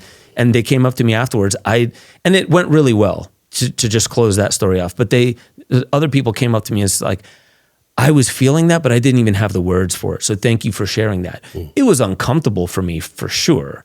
You know, at first I really didn't want to do it, but I knew, I was like, okay, the medicine, like this is what you do. You in a sharing circle, you come clean. Yep. Bro, there's this thing that's bothering me about you. And that earned a level of respect between he and I because we had that deeper moment. Had I not done that, we wouldn't have gone deep. I have had so many moments like that where I will challenge someone that surrounds themselves with yes men or yes women, and they just respect the shit out of me for that. I mean, I've had business come through, not intentionally. I wasn't like trying to have business happen with this person. But there's so many figureheads in spirituality specifically, man. Because spirituality and being a facilitator or a teacher in spirituality can be a bit of a fucking narcissistic mask that many people wear. Not all of them. Yeah. There's amazing, beautiful facilitators out there. But for the ones that are serving from their wound and their wound is actually clouding their wisdom as they serve, those are the people that call forth the Ben Stewarts in that moment to give them, like you said, this attunement to their higher self. And it's so paradoxical because that probably, I would assume it shocked the guy up front, right?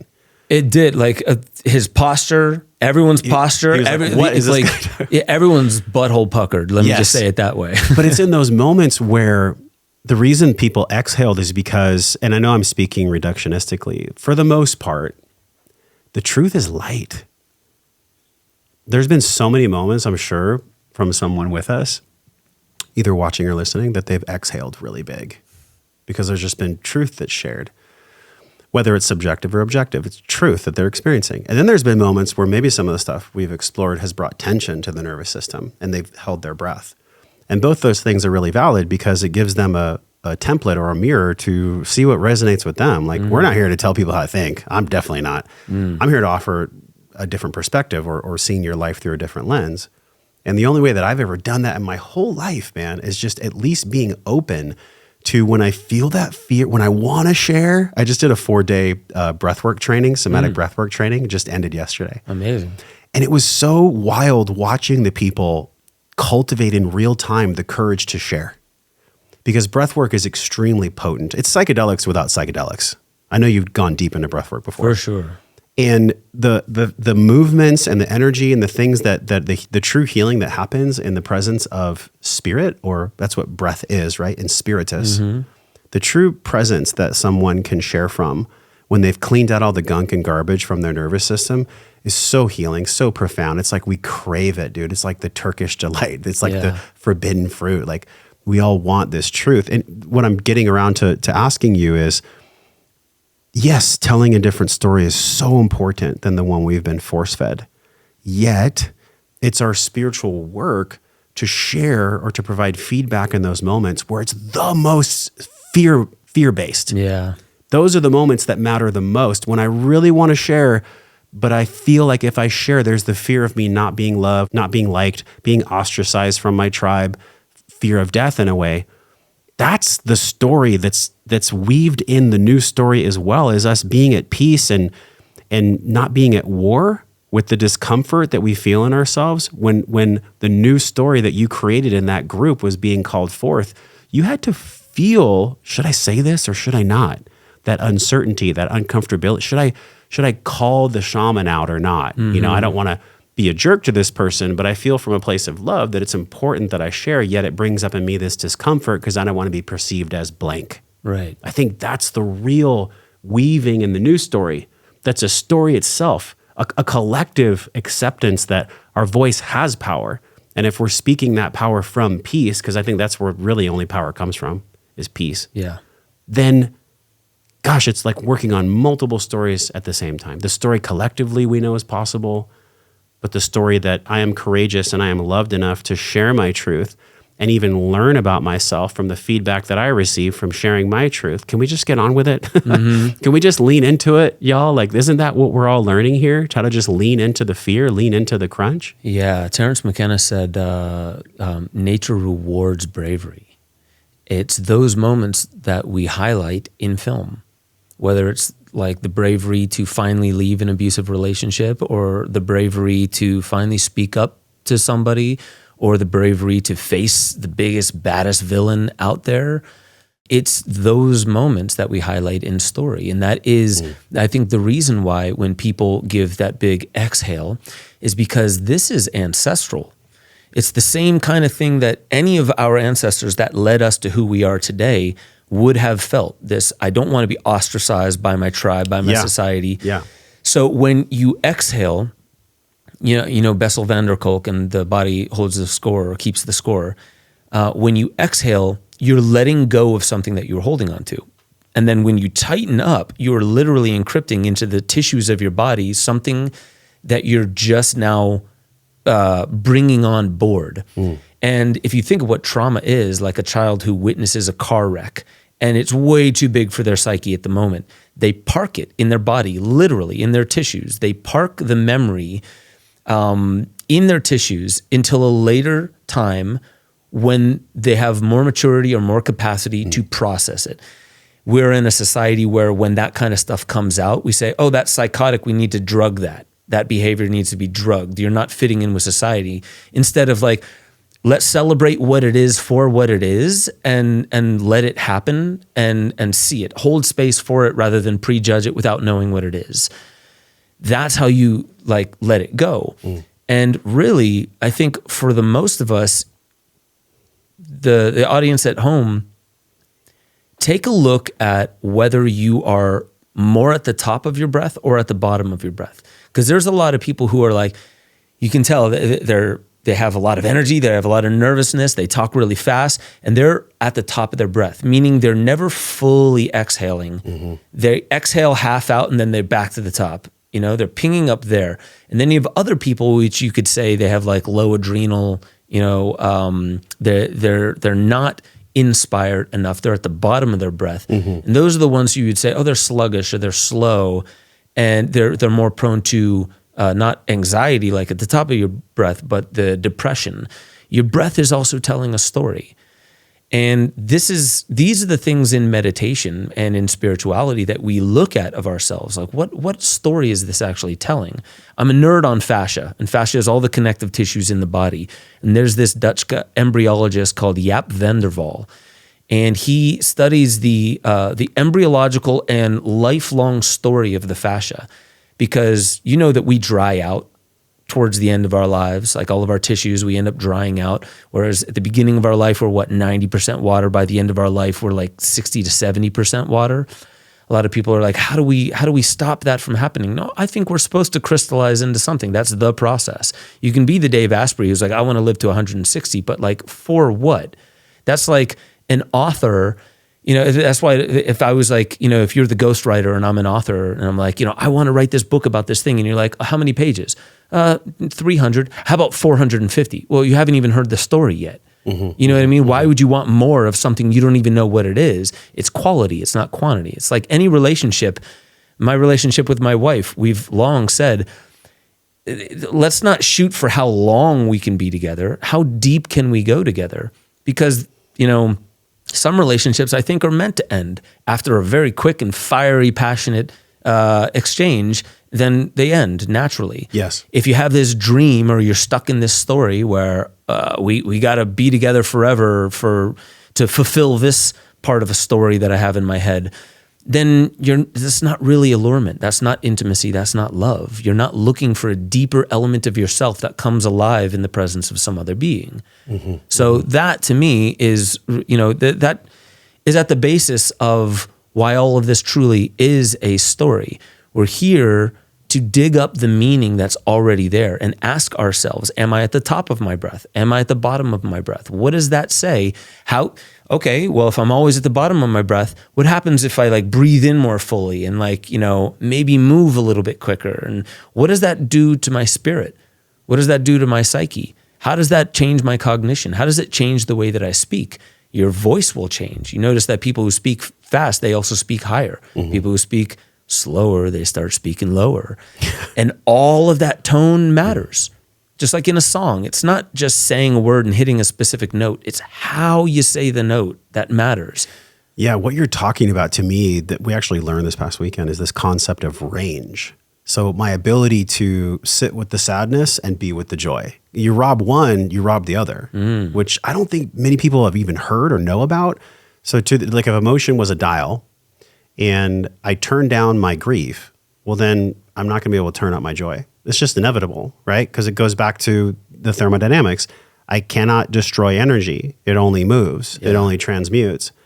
So if I rob myself, or honestly, if we rob AI from its experience, if we rob our children from their experience, if we rob our woman or our man from their experience, then we're essentially trying to give them a shortcut because we're uncomfortable with their pain, that we somehow have the ego to go in and reach and take away their pain when really the pain is actually the thing that they need, that is the opposing force of their growth, which makes their growth happen in the first place. Mm-hmm. It's such a paradox. And what I was getting at is like this dial that we've been taught through construct, through story, to not feel pain, or Cinderella. All the Disney movies are incredible bullshit stories. Happily ever after. Yeah, happily ever after. Like, gosh, my fuel source to be with Carrie Michelle is growth. We just had a conversation last night about this. I'm like, I'm so glad.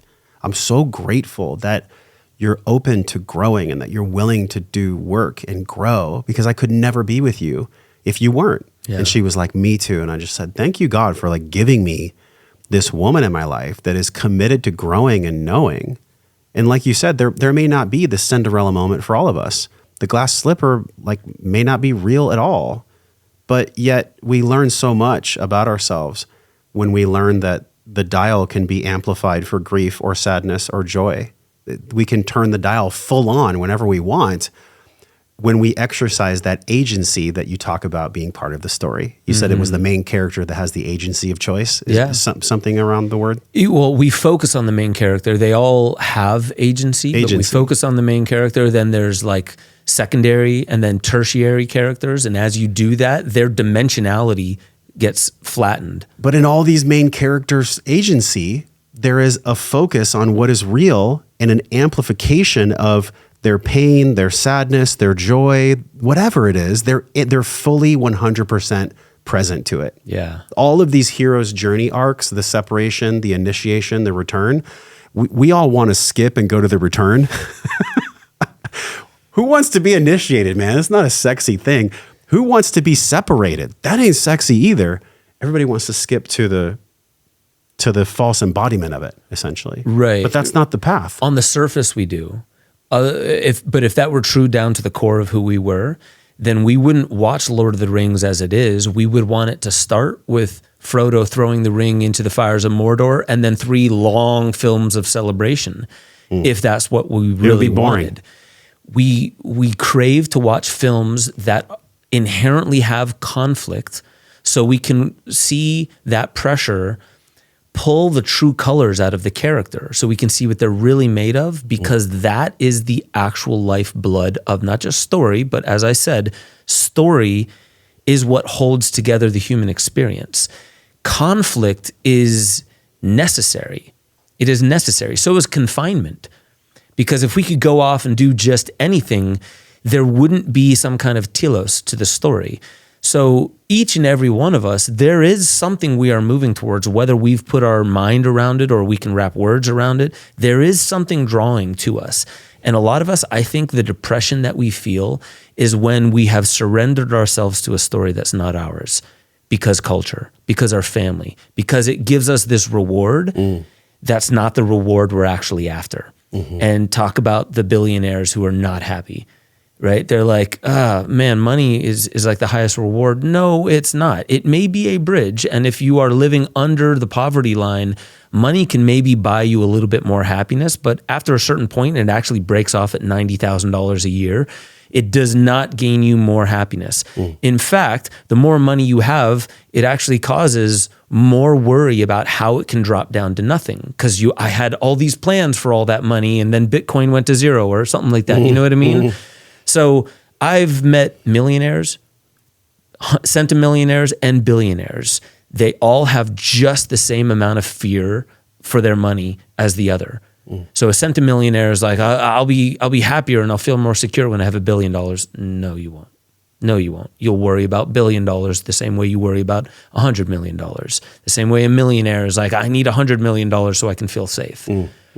So it's by really understanding that the confinement of our specific role in this theater of life, as well as the conflict that role nudges us up against, the antagonism, that is there for us.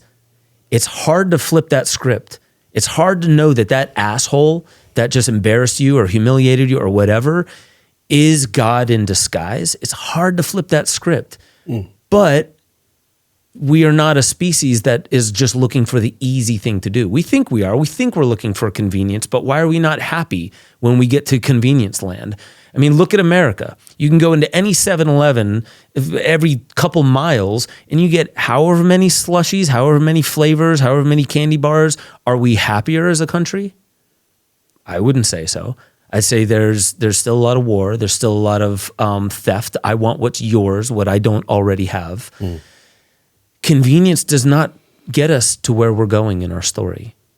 The pain, it really clarifies our vision. And when I said before, I feel like a lot of cultural pain is coming, that doesn't mean I think very bad times are coming where there's not going to be enough food and stuff. Like that stuff maybe happens. But I do believe what we are facing is there's a karmic debt that it needs to start getting paid down. Just like we have a national debt, like our karmic debt needs to get paid down to bring us back down to hummus, humility, earth. Bring us back down so we can put our feet on the ground. We're only living like fat cats because we found fossil fuels, and that peaked in the 70s. And things are going to change very rapidly for the poorest among us first, for Latin America and Bangladesh, who they have millions of people living in an area that cannot sustain themselves. So what happens when we can't send cargo ships of food over there anymore? They get hit first. We export all of our inflation. We export all of our pollution to other countries to do the manufacturing for us. That doesn't seem fair. It doesn't seem fair, but that is the pain, and that's part of the story. Now, I'm not trying to tell people that like just find the beauty in it. That's all you have to do, because that'll be part of this moral relativism. I'm not saying that. There really is meaning inside all of this. But if we don't start waking up, you can be caught in one of these very tricky situations because you were playing the wrong role. You didn't realize that the theater or the play itself shifted. And that's what I mean by there's a new story coming. The play is shifting. Act 3 is already upon us. The singularity or the climax is coming, and this is global. This is likely, if you look at the story of history, the first time ever that this will ever have happened. We've never had a confluence of crises that are all hitting at the same time. That's God's work. That's not just by mistake. That's God's work. This is the mystery. And some of the proponents, like we had Mike Dillard on the show talking about the fourth turning, where it's like an 80-ish year cycle. But yet, if you look at Moore's Law, and this is what's most exciting that you're touching on, there's never before been this much access to information and this speed of consciousness in recorded history to which we know of. Right. That's the mystery and the secret key here that people love to project. People love to say, well, if you look at the trends, it shows that blah, blah, blah, blah, blah is going to happen. There's no fucking trend for where we are. AI has never existed on planet Earth that we know of, right? Never. We've never had access to information. Like, say what you want about him, Elon Musk, like he's developed technology where everyone can be connected to the internet in the world. I mean, think of like the lift that is, Ben, to like really put into practice. We have all this technology that's pushing and prodding and sifting and sorting and getting people to a point where if they choose to accept with a deep exhale the new story, then we can start doing this self-realization process of seeing that we've created a lot of the monsters that exist. And I think that's the rub or the double clutch, if you will, that we've been flinching on. Like one of my favorite guys in the world, Alan Watts, it's all retch and no vomit. Everybody keeps conditioning and training their children to raise their children, to raise their children, and no one ever actually throws up the poison. No one ever actually throws it up. I think this can be both painful, because when you have a experience, like as you know, whether it's ayahuasca or not, when you purify, when you throw up, it sucks. Y'all can relate. When you throw up, holy shit, that is not a good feeling. How amazing do you feel after the purge? Right. Oh my God, it's so liberating. So I think you're right. I think we're coming into this retch period, but I think after the throw up, there'll be this reorganization and reorientation of this world that Eisenstein and you are presenting here. I wonder now, it's 2025 and many things have happened by the time people have heard this podcast. What is the story that you see possible, and what is your voice in that story this year and beyond? Yeah, so the new story that I feel like is emerging it's definitely one where we are far more connected than we've ever been. I mean, just look at how technology is connecting us. That means, think of after the printing press, how literacy rates went up. And everything I was saying about language is really, it's a tool and a technology for us to cohere, to understand one another, but also to cohere so we have a kind of unified directionality we can go in. This is perfect for story. This technology is perfect for story. Yes, there's some hiccups and some things we need to get over with, like surveillance, privacy, EMFs. I could go on and on. Like, people having access, children having access to maybe some things they shouldn't have access to yet. That's all part of the story. So I feel like that is going to get exacerbated. That's going to be a part of the new story, is now that this information and empirical, human wisdom has accumulated, now it starts to be unavoidable. Whereas before, you could avoid it if you wanted. You could avoid the empirical wisdom, just don't read books, right? Now, it's hard to get away from. Everybody has these devices. Even if you want to kind of hide and disappear, everyone's walking around with cameras pointed in all directions. And eventually, soon, unfortunately, I feel like what's going to be happening all around the world is we're all going to be living inside a device, meaning our cities are going to be called smart cities, then cognitive or C40 cities, where they're computing in and of themselves, and they're each running their own experiment in their own microcosm. And something that we won't have time to get into, but there's these land grabs that are going on that under the Biden administration was the first thing he started putting the puzzle pieces into place, is by 2030, 30% of U.S. land will be under federal jurisdiction. By 2050, the plan is to have 50% of U.S. land, private-owned land, under federal jurisdiction, which is the basis of Marxism. It's the abolition of private property. That means we no longer drive the government as the people. We no longer steer the apparatus of government. But to stay on point, we're moving into this world where all the information we've accrued is unavoidable, which means it's like there's a fight happening in the house and the kids can't avoid it. So they hear every little part of it. But there's also joy and beauty, and there's realness in that argument that we're all coming face to face with. You cannot avoid what's happening with Israel and Palestine, Ukraine and Russia. You can't avoid all the stuff that's happening all around the world. It's in your face. So what I believe the new story is, and I'll get to my part in it, but what I believe the new story is that's building is it's no longer up to elites or small factions of people to decide major movements of how the world or nations should be run. It's inevitable. What I think the liberal democratic experiment of the United States became was inevitably the peasants back in the day who looked at the king, they were like, I want my children in the future to live like that. Well, now we all live far better than the kings did back then, and we still have a lot of problems because we're waking up to ourselves. We're realizing that living like a king does not mean you are living in king energy or queen energy as well.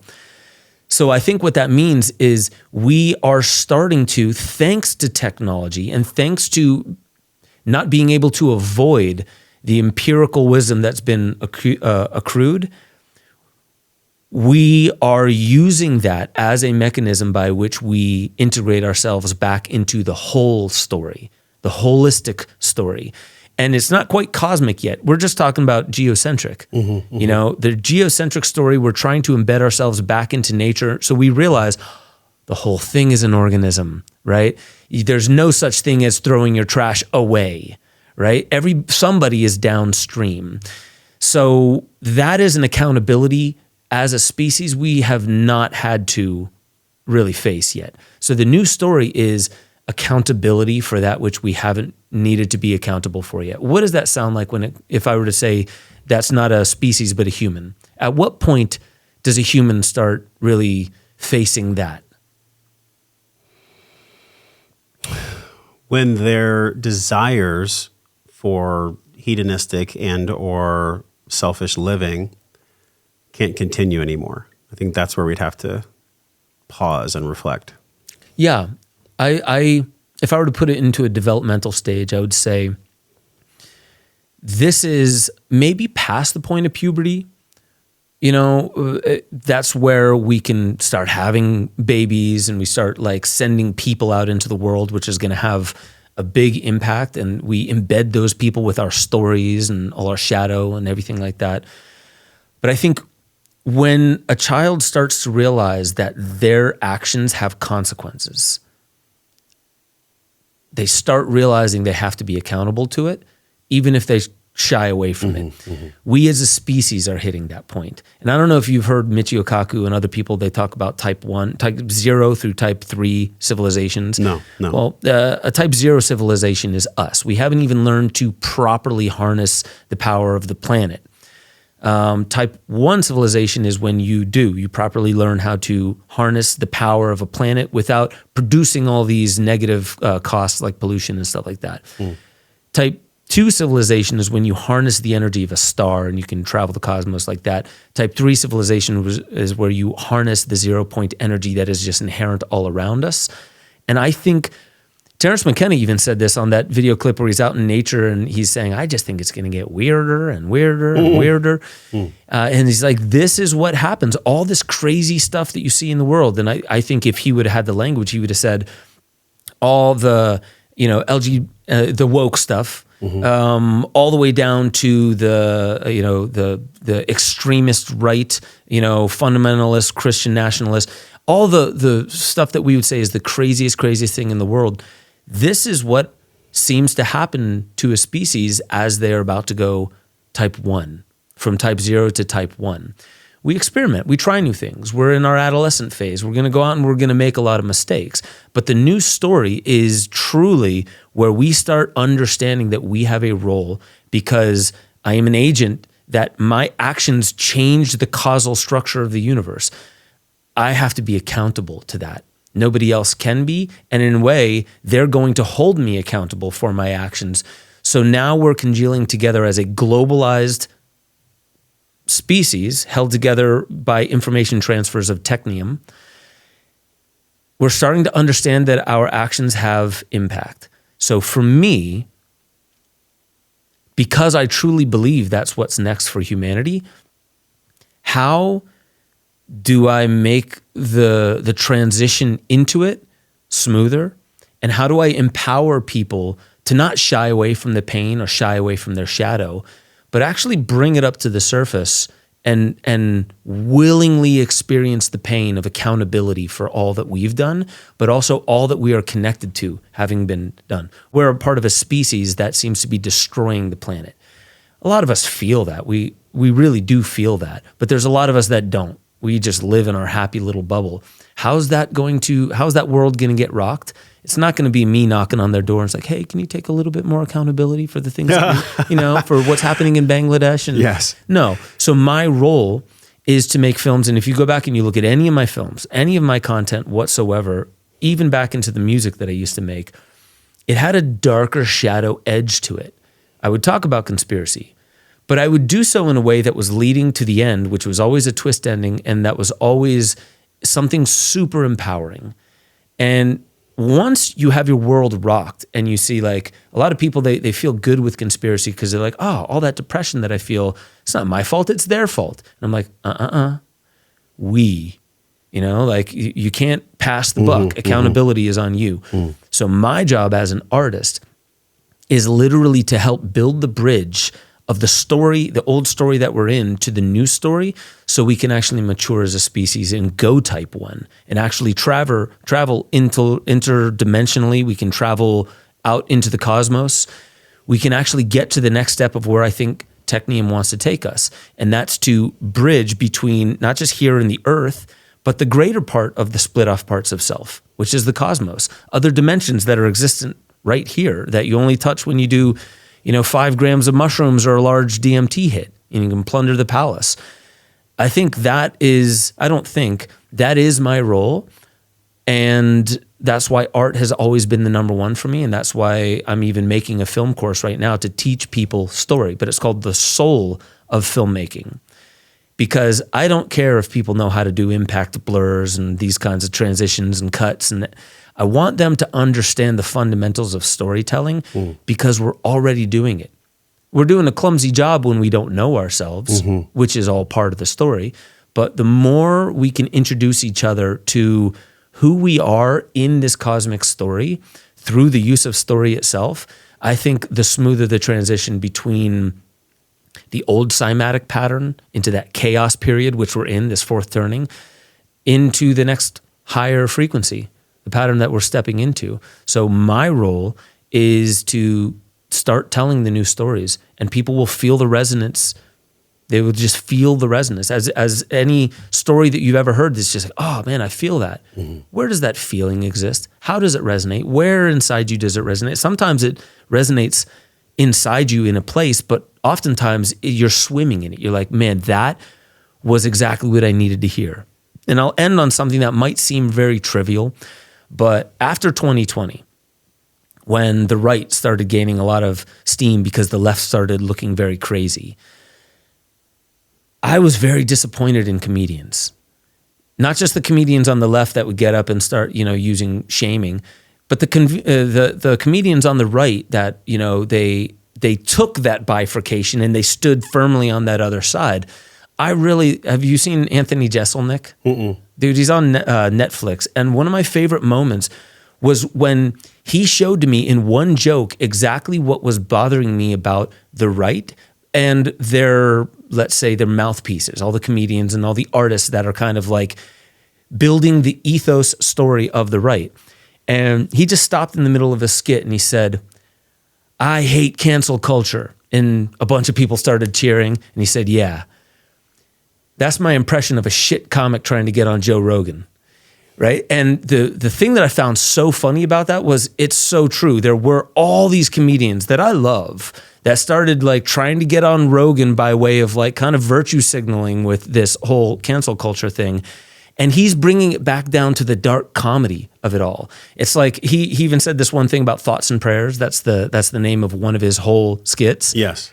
Where he was like, when the Boston Marathon bombing happened and all these tragedies happened and people are like, thoughts and prayers, thoughts and prayers. He's like, listen, I don't make jokes about those kinds of events because I'm making fun of the victims. I'm making fun of the people who are like thoughts and prayers, which is basically like saying, don't forget about me. I know there's a lot of stuff going on out there that's taking your attention, but don't forget about little old me. I'm sad too.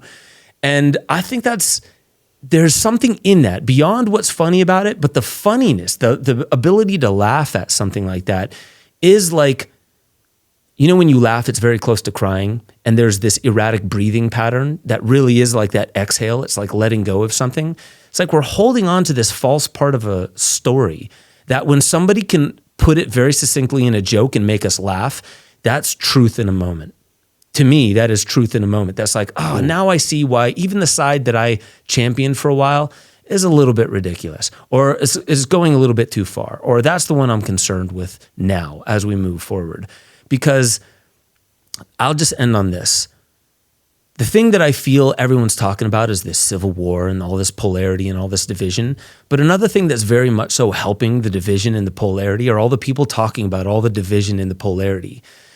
There is something beautiful underneath the kind of argument that we're stuck in between the left and the right, that I think instead of trying to point the fingers at either of the sides, we need to see what is the story underneath it that both are fighting over. Let's drill down into the pieces of it, because they're all our brothers and sisters, and you don't have to love, and share space with every single one of them. Yeah. But what are we fighting for? Why did MLK hug that person that was attacking him? Because it shows you, it's not as simple as you think it is. There's a middle way, and that middle way is, I may not let you, come up with a hatchet and just hatchet me while I try and hug you. But if you're just going to tackle me, I'll hug you. I'll send that message. I'll use this message, this symbol, to show it to the world. Like, I'll take some pain to show that I'm not worried about the pain. What I'm worried about is us not getting real with ourselves about the core or the source of where all the pain is truly coming from. It's one hell of a story, dude. Thank you for being on the podcast. Dude. Love it. Thank you so much for having me. Such a great conversation. And Ben Joseph Stewart is the website. .com. BenJosephStewart.com. It's on the screen right now. The best story I've ever heard. That's a short one that goes with every single thing you said. And I know you've already heard this story, but maybe for the first time, y'all, if you're just hearing this, there's this parable in the Native American culture. And this grandfather is walking with his grandson. And he says, you see that wolf over there? That's the wolf of anger and jealousy and fear. You see that wolf over there? That's the wolf of love and of peace and of acceptance. And the grandson turns to his grandfather and says, well, grandfather, which one wins if they fight? And the grandfather, just with supreme wisdom, says, well, grandson, it's the one that you feed. And I think that's the culmination of all the weaving of stories that we've had on this podcast, man. So I was just grateful for you. Thank you for sharing your gifts of storytelling. I think stories literally run our lives. And so just a blessing to have you on the podcast, man. Thanks for being here. Thanks for having a medium where I can come and tell my story. You're so welcome. Until we see you again, wishing you love and wellness and peace and power. We'll talk with you soon.